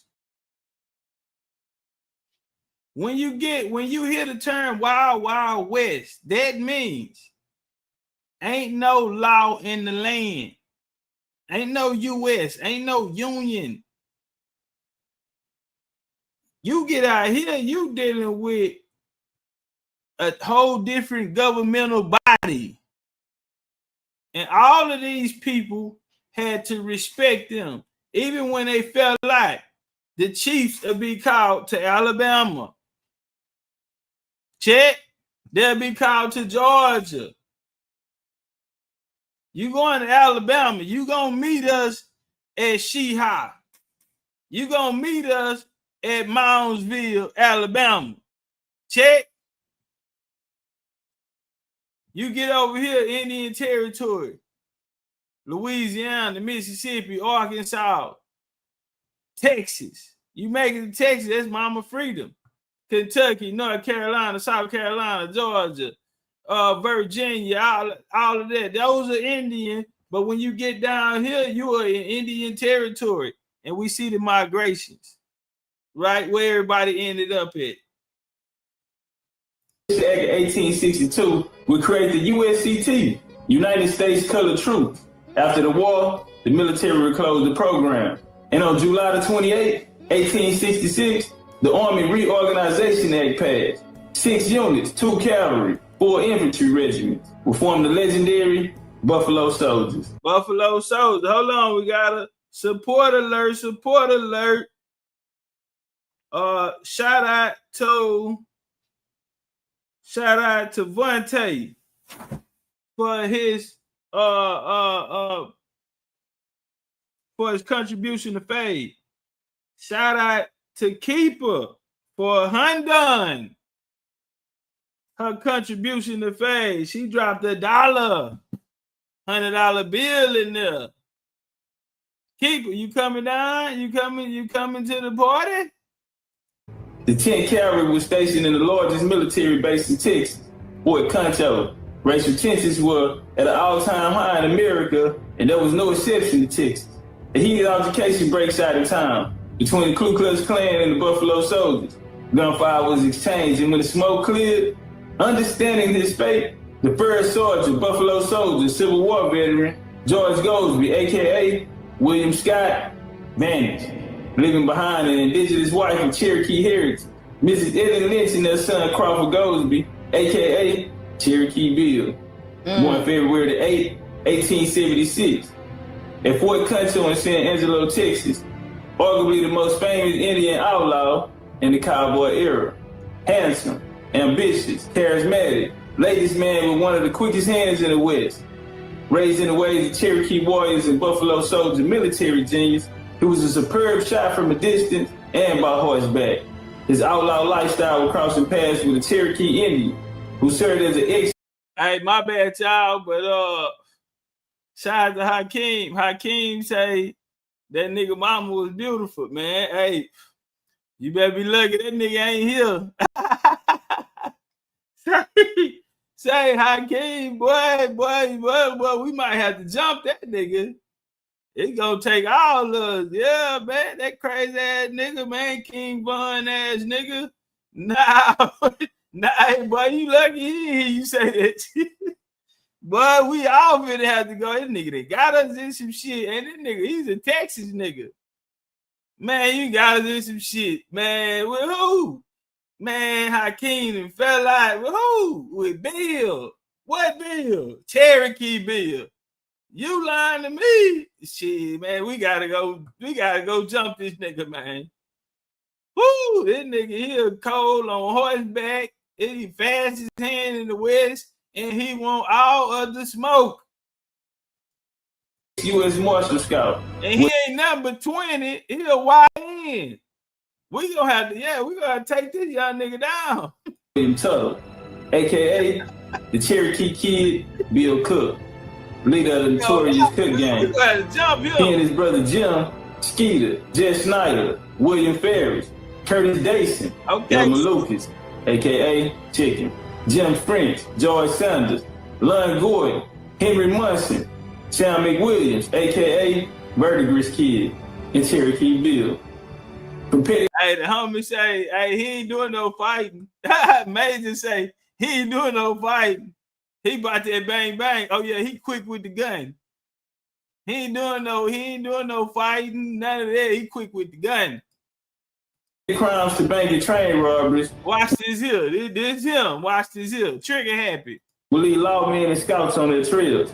November the 9th, 1894. Cherokee Bill, trigger happy ways will go too far. I'm finna show you how dangerous this nigga is. First off, he's a jacker. He's jacking in broad day. And I'm finna show you how this why we gonna have to jump him. Sword robbery, Bill executed Ernest Miller, an eyewitness to the stick up. He robbed a stove, broad daylight, and he left no witnesses. This the nigga this why we gotta Hakeem.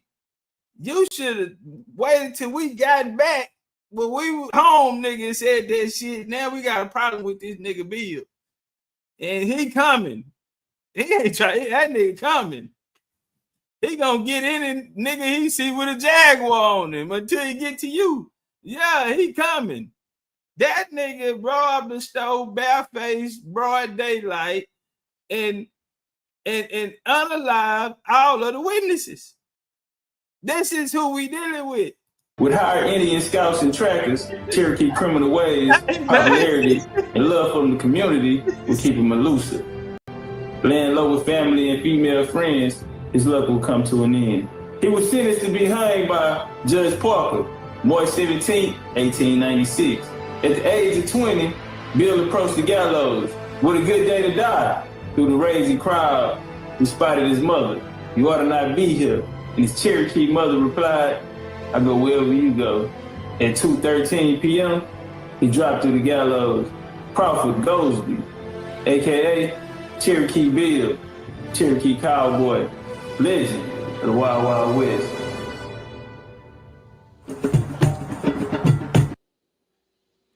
That's so fire. I got chills when you said the mama told, he said, "Mom, you shouldn't be here." And she was like, "I go wherever you go." That gave me chills. I ain't gonna They did. Yeah. Hold on, let's bounce over here. Let's get that Indian. Since we got the Indian spirit rocking, let's go into the Indian. Let's get some of the Indian spirit. All to the last one. Don't wait till I up and then me my roses while I'm here. Don't wait till I up and disappear. Oh no. Give me my roses while I'm here. Don't wait till I up and disappear. Yeah, who smoked the blunt? Okay, now I can't say that because we all blew gas at Etowah. My bad. You know, I'm smoking 24 karat gold. Shout out to Nick. You know, shout out to Nick. We in the A, smoking 24 karat gold, nigga. Blunt wraps, nigga. You understand me? Yeah. Turn up. Yeah. Pop it, Chief. Oh yeah, I get my heart to the last one fall. I get my heart to the last one fall. Boys. Pop it, Chief.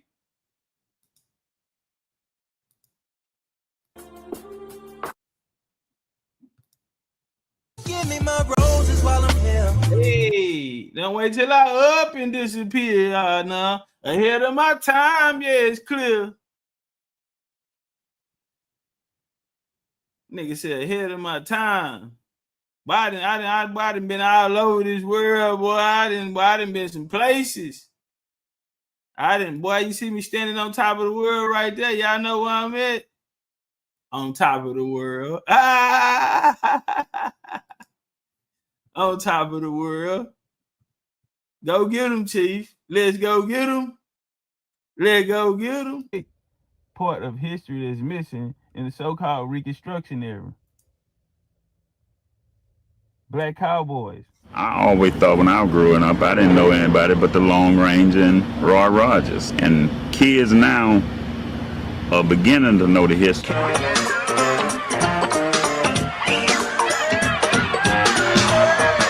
Cowboys have come from a long way. I said at the beginning, the rodeo is the only reminder of the early West that we have left.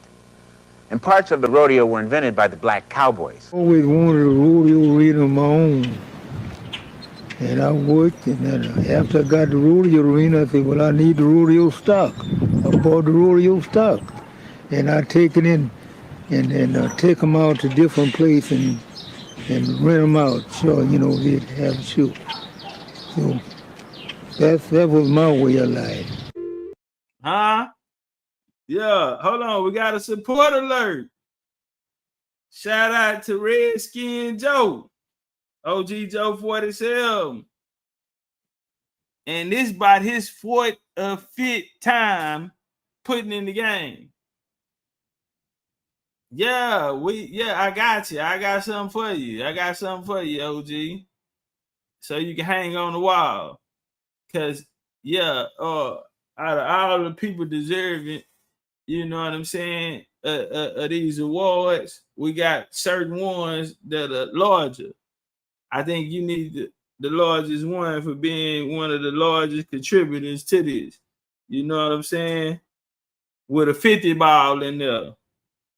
Shout out to Teasy. Teasy backdoored him with a 50 ball in there for Fade. Appreciate the love and support, man.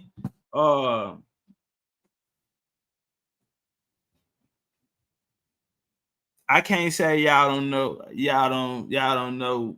I think y'all do know. And I think that's why, you know what I'm saying, y'all doing it. But y'all gonna get blessings in abundance from the universe. You know what I mean? Yeah, you know, I got you. But y'all don't get blessings in abundance. You know what I mean? And because it's done for the right reasons. And like I say, we didn't pick the day, the ancestors picked the day. It just so happened, like King Simon just told us, that's a 33. That's a Christ consciousness. That's an anointment. And so I'm not going to take the credit because this here, it's gonna take all of us to make it happen. And so, yeah, we all being anointed that day. You dig? Just a whole anointment and hedge of protection, and you know, angel numbers. They speak to us. This is the spiritual realm talking to us through the numbers. And they're letting us know that what we're doing is in alignment with what is needed. And they're showing us with these numbers, you're not here alone. We're here with y'all. And that's the best feeling in the world, to have that spiritual protection around you. And where they salute you and say, hey, y'all going the right way and y'all making us proud. In 1866, shortly after the end of the Civil War, the United States Congress approved the creation of 2 African-American cavalry and 2 infantry regiments. These soldiers later became known as the Buffalo Soldiers. We want to be nothing else but a cowboy, you know what I mean? And you had to be invited in through 2 of the cowboys that were already there, which had to, most of the time was 1 or 2 of the white cowboys who invited you in. That brought about some of the associations that were created by blacks, cowboys that worked on ranches, that are on actual working ranches, who created rodeos for themselves. I mean, look at the custom that he wore, the scouting, the foods that they ate. Cowboys ate predominantly American Indian foods. They eat soul food, the barbecue, the grits, the cornbread, the beans, the chilies. Come on now. The music, from the zydeco to the jazz to the blues, which created country music, which created rock and roll, which created rhythm and blues that we listen to today. In Chicago, I saw a sign that said, "Black Cowboy, the forgotten man of the West." 75% of the soldiers that settled this area were Buffalo Soldiers. The only white men that were with them were the commanding officers. 75%. Almost all of the forts were manned and built by Buffalo Soldiers. So the issue of segregation in rodeos was true. So that made us have backyard rodeos, midnight rodeos, so to speak. And when we had midnight rodeos, I was taught to excel in whatever I tried to do. That man was the cattleman. The black man was the cowboy. He used to say, hey, boy. 3/5 of the cowboys on the Chisholm Trail Drive, African-American cowboys. These are things, if you don't know, you know, they go on unseen. The guys that I've talked to that have told me about the rodeo back in the day, when there was the Rodeo Cowboy Association, RCA, which is now known as the PRCA, and it was predominantly white. I think what made me want to make this series was when you think about the culture of the American Indian, some would think of teepees or maybe even bow and arrows, things of this sort. I say look at the cowboy. And those that was around the country, they had to back their horse in the truck in the ditch like this here and jump the horse in the back of the truck to make it to a rodeo. The Indian feared them because of his bravery and how he fought. The reason they gave him, they called him the Buffalo Soldier, because of the texture of his hair and the dark, fierce eyes. The buffalo had the dark brown eyes and showed no fear. And the black man fought with such ferocity and showed no fear. When I was coming up, we had 1 rodeo a year. That was on Easter Sunday. And the rest of the time, we was out on the ranch working cattle and stuff. You are. Bronco Bill. Just happy to know that there's very many African Americans that are in the roping business. Get it up. A lot of kids now, they don't know it. Yeah, I want to point this out. Bronco Bill, this guy right here, these New York Cowboys. Check. Some of the people that were talking was Philadelphia Cowboys. This Bronco Bill, that's a New York Cowboy. This gentleman right here, these New York rappers. Let's walk. That is Black Cowboys. You know, they think it's all white cowboys.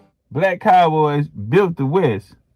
Black Indian culture still is the dominant culture, from the barbecue, the fried chicken, the fried fish, the seafood, the beans, the cowboy beans, the chilies that was made. I mean, come on. Everything is there that indicates the presence of the black Indian. But when you think of a cowboy, you're probably picturing this. So they would often make the cowboys in the books and the movies white because a lot of white people would not go to see a movie or did not want to read a book about a black cowboy. And so the image of the cowboy got whitewashed.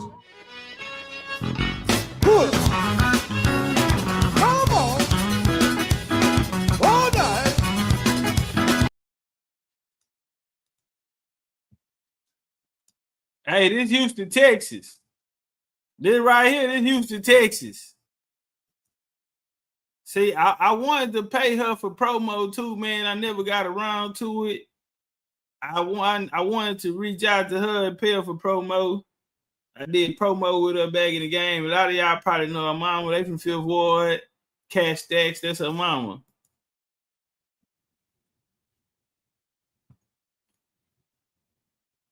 Now all this now we going into other cultures, and we got Louisiana, we got some East Texas, we got a couple scenes. But I just wanted to show how it's going down. It's going down. Hey, come. Yeah, they looking like fade out there. They looking like fade out there. Boy, they look like fade. Okay. Turn up. What we doing? Look at them niggas. They want to get down there too. They want to get down there with her. She got them boots on the ground. Got them boots on the ground. Hey man, say man, Jack. Yeah, and bring it on the ride. Yeah, we got the ladies out there too. Our work, easy work. They talk about cowboys, but what about them? Yeah. What about them women? Yeah, they don't need no help. And they put that 1-2 step. We gonna spin around. Yeah. Let work. Yeah. Come to fade. Yeah, we get the baddies on the horses too. Huh? Yeah. They on the 4-wheelers. They big dually, big trailers. Popping it. That's how that shit look like fade.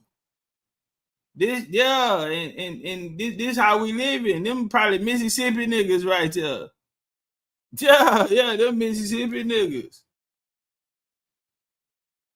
Louisiana in the building. Yeah, Alabama boys. Modern portrays of things, and they see white cavalrymen coming in and doing these things. But what they don't realize, the white cavalrymen did come, but after the Buffalo Soldier had paved the way for him, built the forts for him. Hold on, let me run that back. I don't think y'all heard it. On TV, they see all the modern portrays.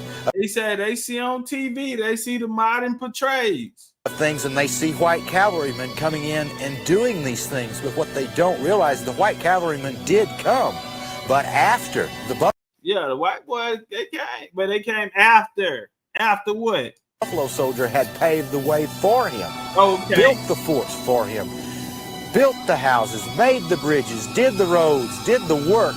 And now it's so important so that their families will understand the hardships that these men went through and the pride that goes with it. And see, all of that to go missing and unseen if we operate off of these niggas steady trying to change the names. All of that history would be lost. What that YT man just said, he want to give credit to these people because he know their descendants are still here. He's saying, don't let them trick you out your spot. And he a YT man. He can stand there and take all the credit for everything because the institutions allowed him to do so. But he gave you the real. Yeah, white YTs came. And that's who face they put up there. But they came after. A nigga done paved the way, a nigga done fought the wars, a nigga done built the bridges. You seen everything, all the contributions. And then here they come to get the credit. But he ain't give them the credit. He gave the credit to their descendants. But these new names, are steady pulling us further and further away from that connection, that roots. Yeah, we got to go back to our roots.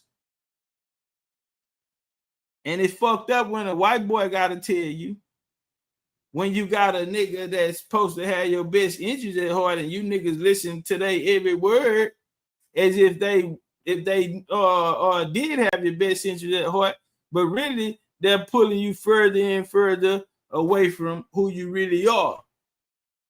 And now you then in turn start worshiping something outside yourself, which is them. Now you disattached from your roots.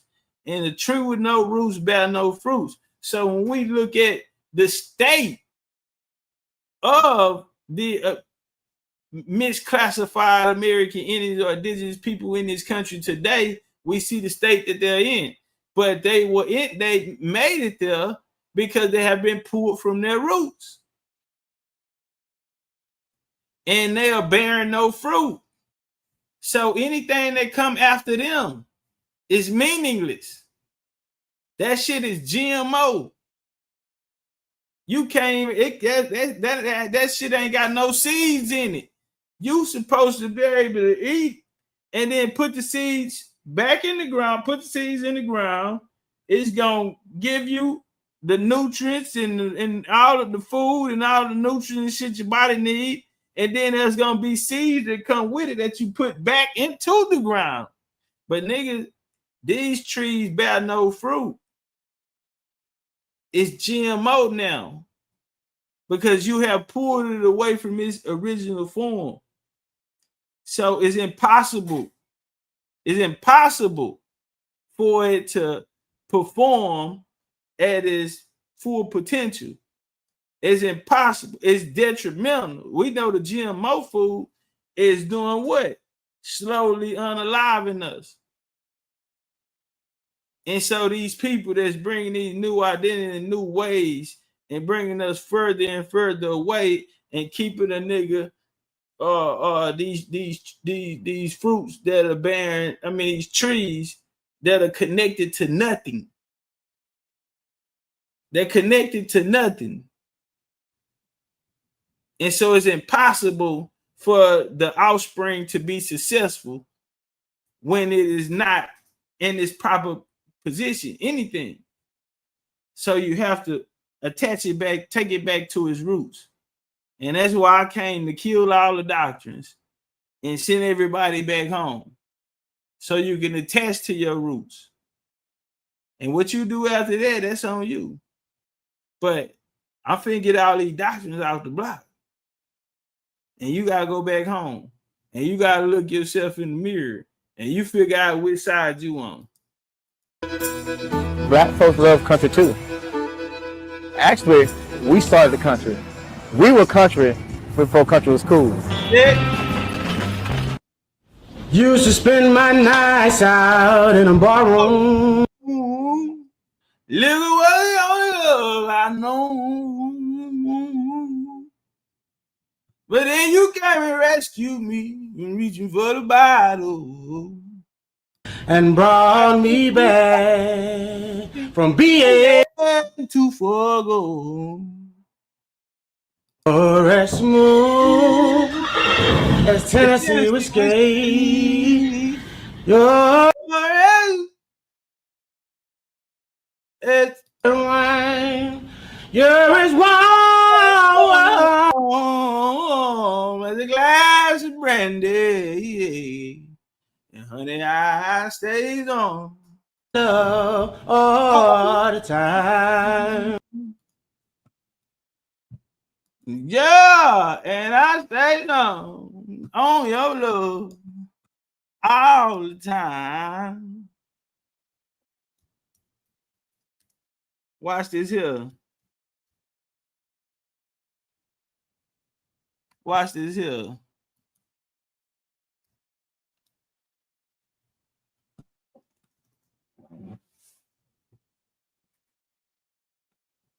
So watch this here.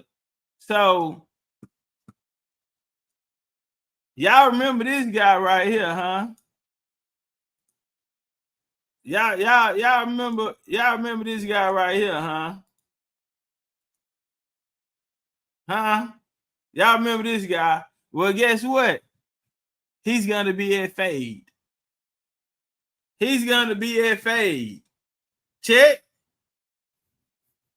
He's gonna be at Fade.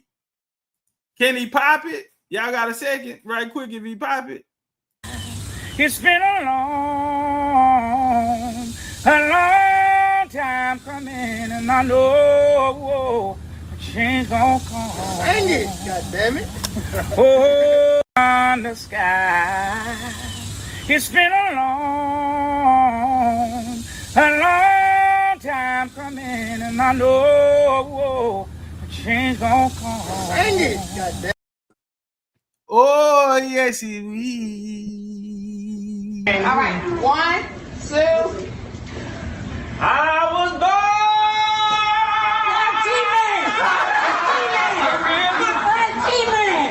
Come on, get on over there. Get on over there. Just like the devil. Keep your panties on. I've been running ever since. Keep your panties on. It's been a long time coming. 90 years. The change gonna come. Yes, it is. Oh, yes, it is. yes, it is. Hey, it's been too. Hold on, man. I gotta bring that shit back. All right, 1, 2. Take that shit from the top. I was born. Hey, Cito, look. T-Man. Come on, get on over there. Get on over there. Just like the devil. Keep your panties on.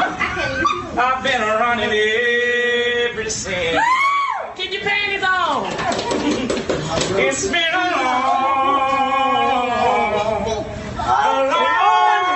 time coming. 90 years. The change gonna come. Yes, it is. Oh, yes. Yes, it is.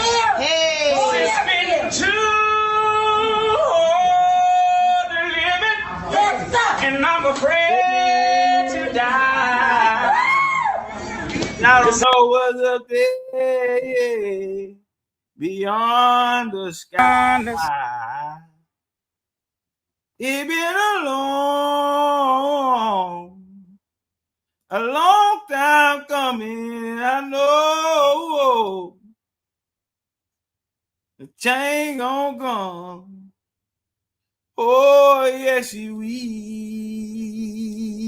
will. Yeah, we had to take them back to church. We gonna go out on this one right here. Yeah. So Fade, meet us at Fade.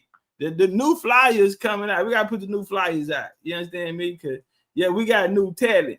See, we had a lot of female, but then we had to, we need that balance. So we had to get that masculine in there, man. Shout out to AC though in the OG, man. They made the calls, man, and bop, bop, bop. You know what I'm saying? It was a line in the ancestors, and it was divine to happen. And Saturday, y'all gonna be in the building. Did what you getting. Did what you can expect. My nights out. Used to spend my nights out in a barroom. Talk to him. Liquor was the only love I've known. Get what she did though.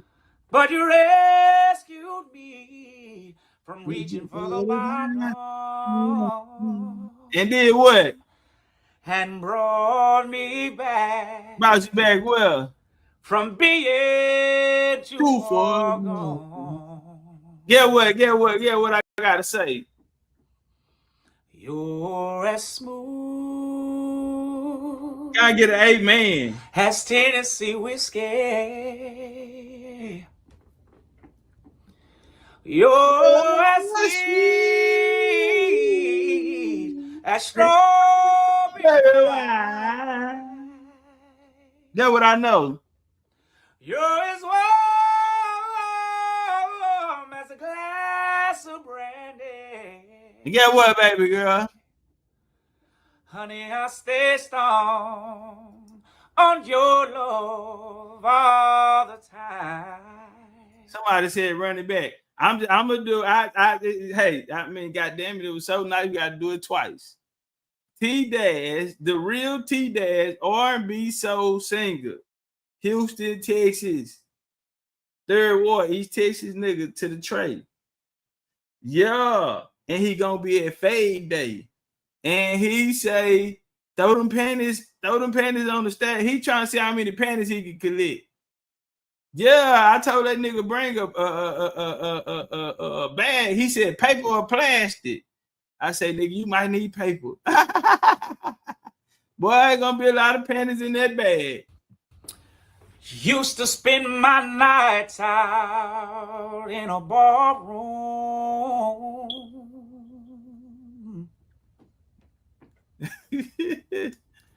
Liquor was the only dancing all night. Be ready.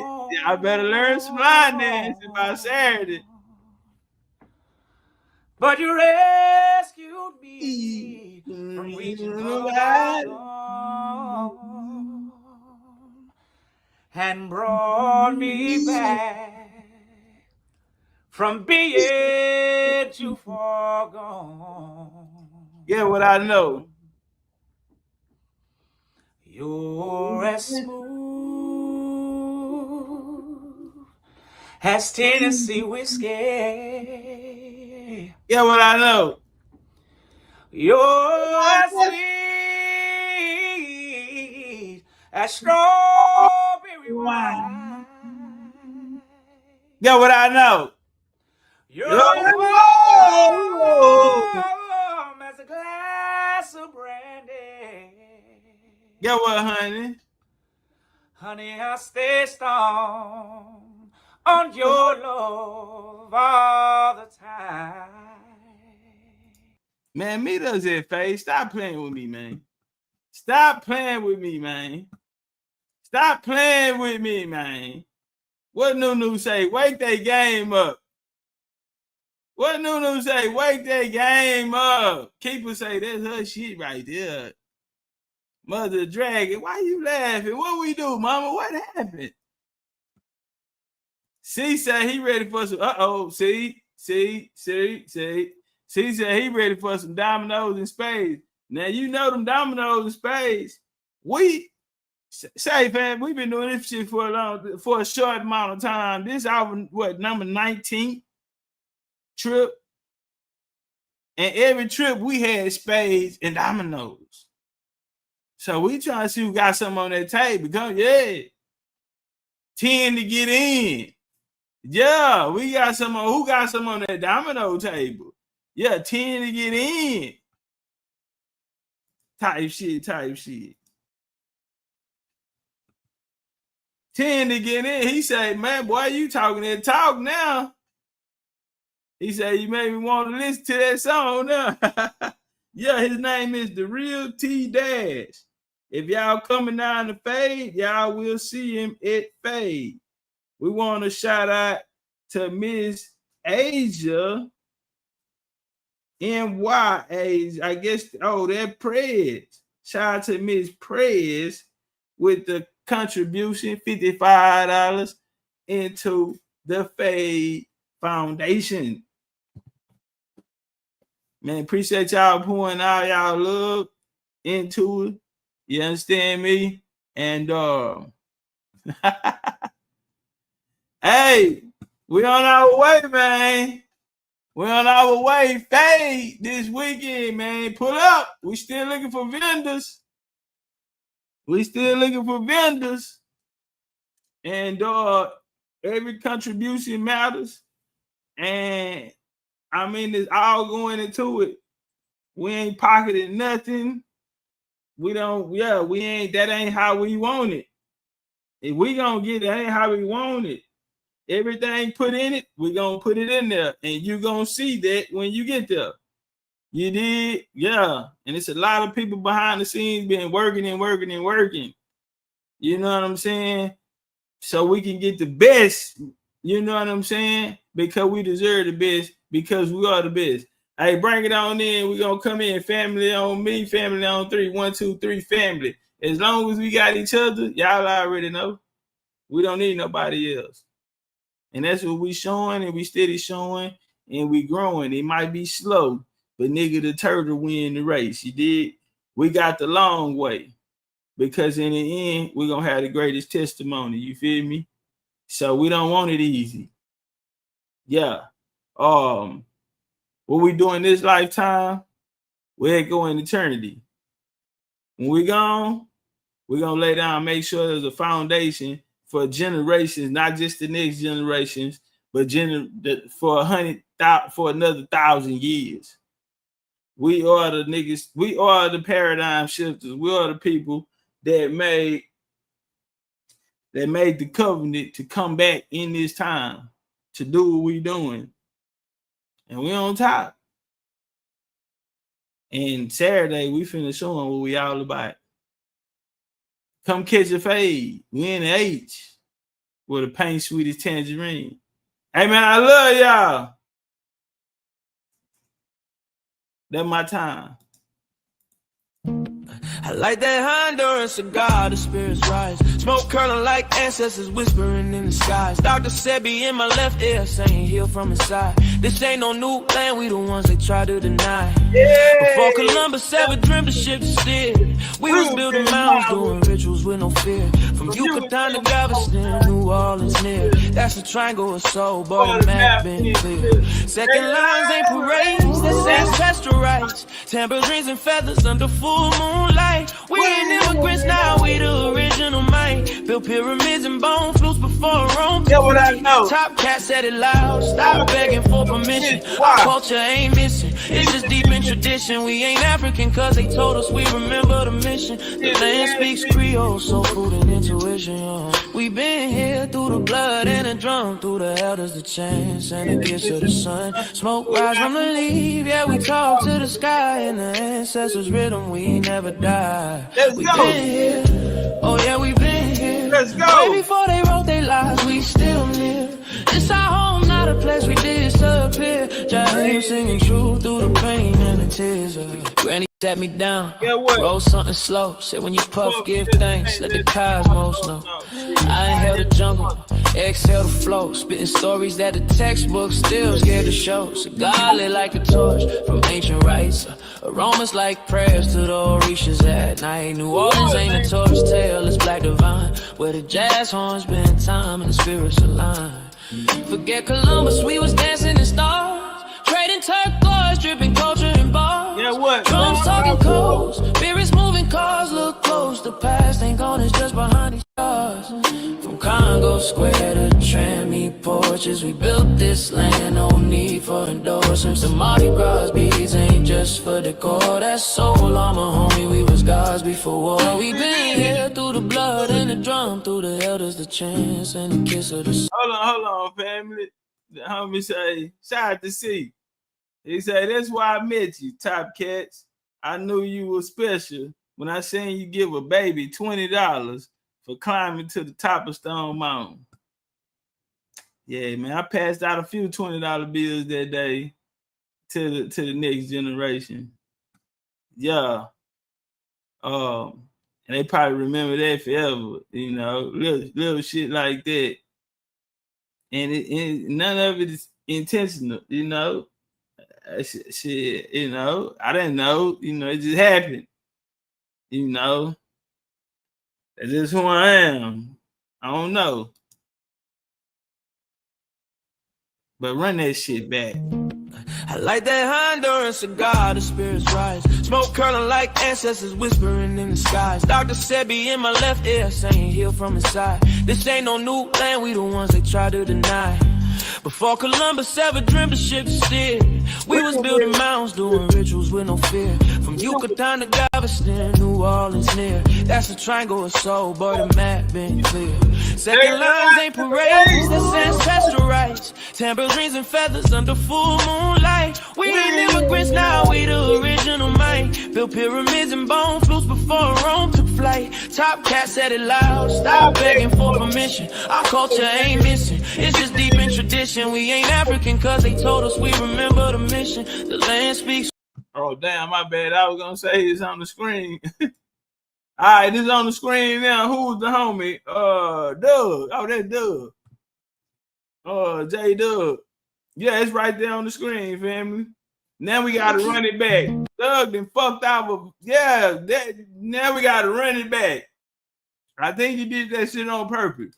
I like that Honduran cigar, the spirits rise. Smoke curling like ancestors whispering in the skies. Dr. Sebi in my left ear saying heal from inside. This ain't no new land, we the ones who try to deny. Before Columbus ever dreamed of ship to steer, we was building mounds, doing rituals with no fear. From Yucatan to Galveston, New Orleans near. That's the triangle of soul, but the map been clear. Second lines ain't parades, that's ancestral rights. Tambourines and feathers under full moonlight. We ain't immigrants now, we the original mind. Built pyramids and bone flutes before Rome took flight. Topcatz said it loud, stop begging for permission. Our culture ain't missing, it's just deep in tradition. We ain't African cause they told us we remember the mission. The land speaks Creole, soul food and intuition. We been here through the blood and the drum, through the elders, the chants and the kiss of the sun. Smoke rise from the leaf, yeah, we talk to the sky. In the ancestors' rhythm, we never die. We been here, oh yeah, we been here. Way before they wrote their lives, we still live. Yeah, what? It's our home, not a place we did disappear. Jaheim singing true through the pain and the tears. Granny sat me down, roll something slow. Said when you puff, give thanks, let the cosmos know. I ain't heard the jungle, exhale the flow. Spitting stories that the textbook still scared to show. Cigar lit like a torch from ancient rites. Aromas like prayers to the Orishas at night. New Orleans ain't a torch tale, it's black divine. Where the jazz horns spend time, the spirits align. Forget Columbus, we was dancing in stars. Trading turquoise, dripping culture and bars. Yeah, what? Drums talking codes, spirits moving cars. Look close, the past ain't gone, it's just behind us. From Congo Square to Trammy porches, we built this land, no need for endorsements. The Mardi Gras beads ain't just for decor. That's soul on my homie, we was gods before war. We been here through the blood and the drum, through the elders, the chants and the kiss of the sun. Smoke rise from the leaf, yeah, we talk to the sky. In the ancestors' rhythm, we never die. We been here, oh yeah, we been here. Way before they wrote their lives, we still live. It's our home, not a place we disappear. Jaheim singing true through the pain and the tears. Through the blood and the drum, through the elders, the chants and the kiss of the sun. Smoke rise from the leaf, yeah, we talk to the sky. In the ancestors' rhythm, we never die. We been here, oh yeah, we been here. Way before they wrote their lives, we still live. It's our home, not a place we disappear. Jaheim singing true through the pain and the tears. We been here, oh yeah, we been here. Way before they wrote their lives, we still live. It's our home, not a place we disappear. Jaheim singing true through the pain and the tears. Hey, man, I love y'all. That's my time. I see y'all at fade, man. Hey, anybody want to support? It's up on the screen right there, even if you're going to be there or not. You dig? If it's on your heart, play your part. You dig? Stay down for your crown, loyalty bring royalty. You dig? This is not something that one person can do. It's going to take all of us. And behind all of us, then more than you can imagine, ancestors. And these angel numbers, as we spoke of, we getting 2 master numbers on the same day that equate to a master number. So it's showing the evolution. It's the ancestors speaking to us from the spiritual world through the numbers and letting us know that we are in alignment, in divine alignment with exactly what they need from us. And they want to let us know that we have their support, that they're with us, and they're gonna make sure it's gonna be successful. So appreciate everybody for letting the ancestors use you as a vehicle or operate through you as a vehicle to bring Fade to life. This was our homecoming. You know, we've been doing this. This is our homecoming, but the mission has got, you know, larger. And so, yeah, it's a lot of people need to be helped. We got our foundation together. We learned how to get along with each other. Then we went out and learned how we can get along with others that didn't come from the same walks of life with us, but knew they was part of this land. And so now we declare, you know what I'm saying, our own Indigenous Day. Yeah. And this won't be the last. It's gonna be the first, but it won't be the last. Just like the song say, the past ain't gone. It's just behind them stars. What do you say? Music moving cars. The past ain't gone. It's just, what do you say? The past ain't gone. Just look behind them stars. Yeah, that part. I love y'all. That's my time. We gone. Any gang that don't bang or get bang bang.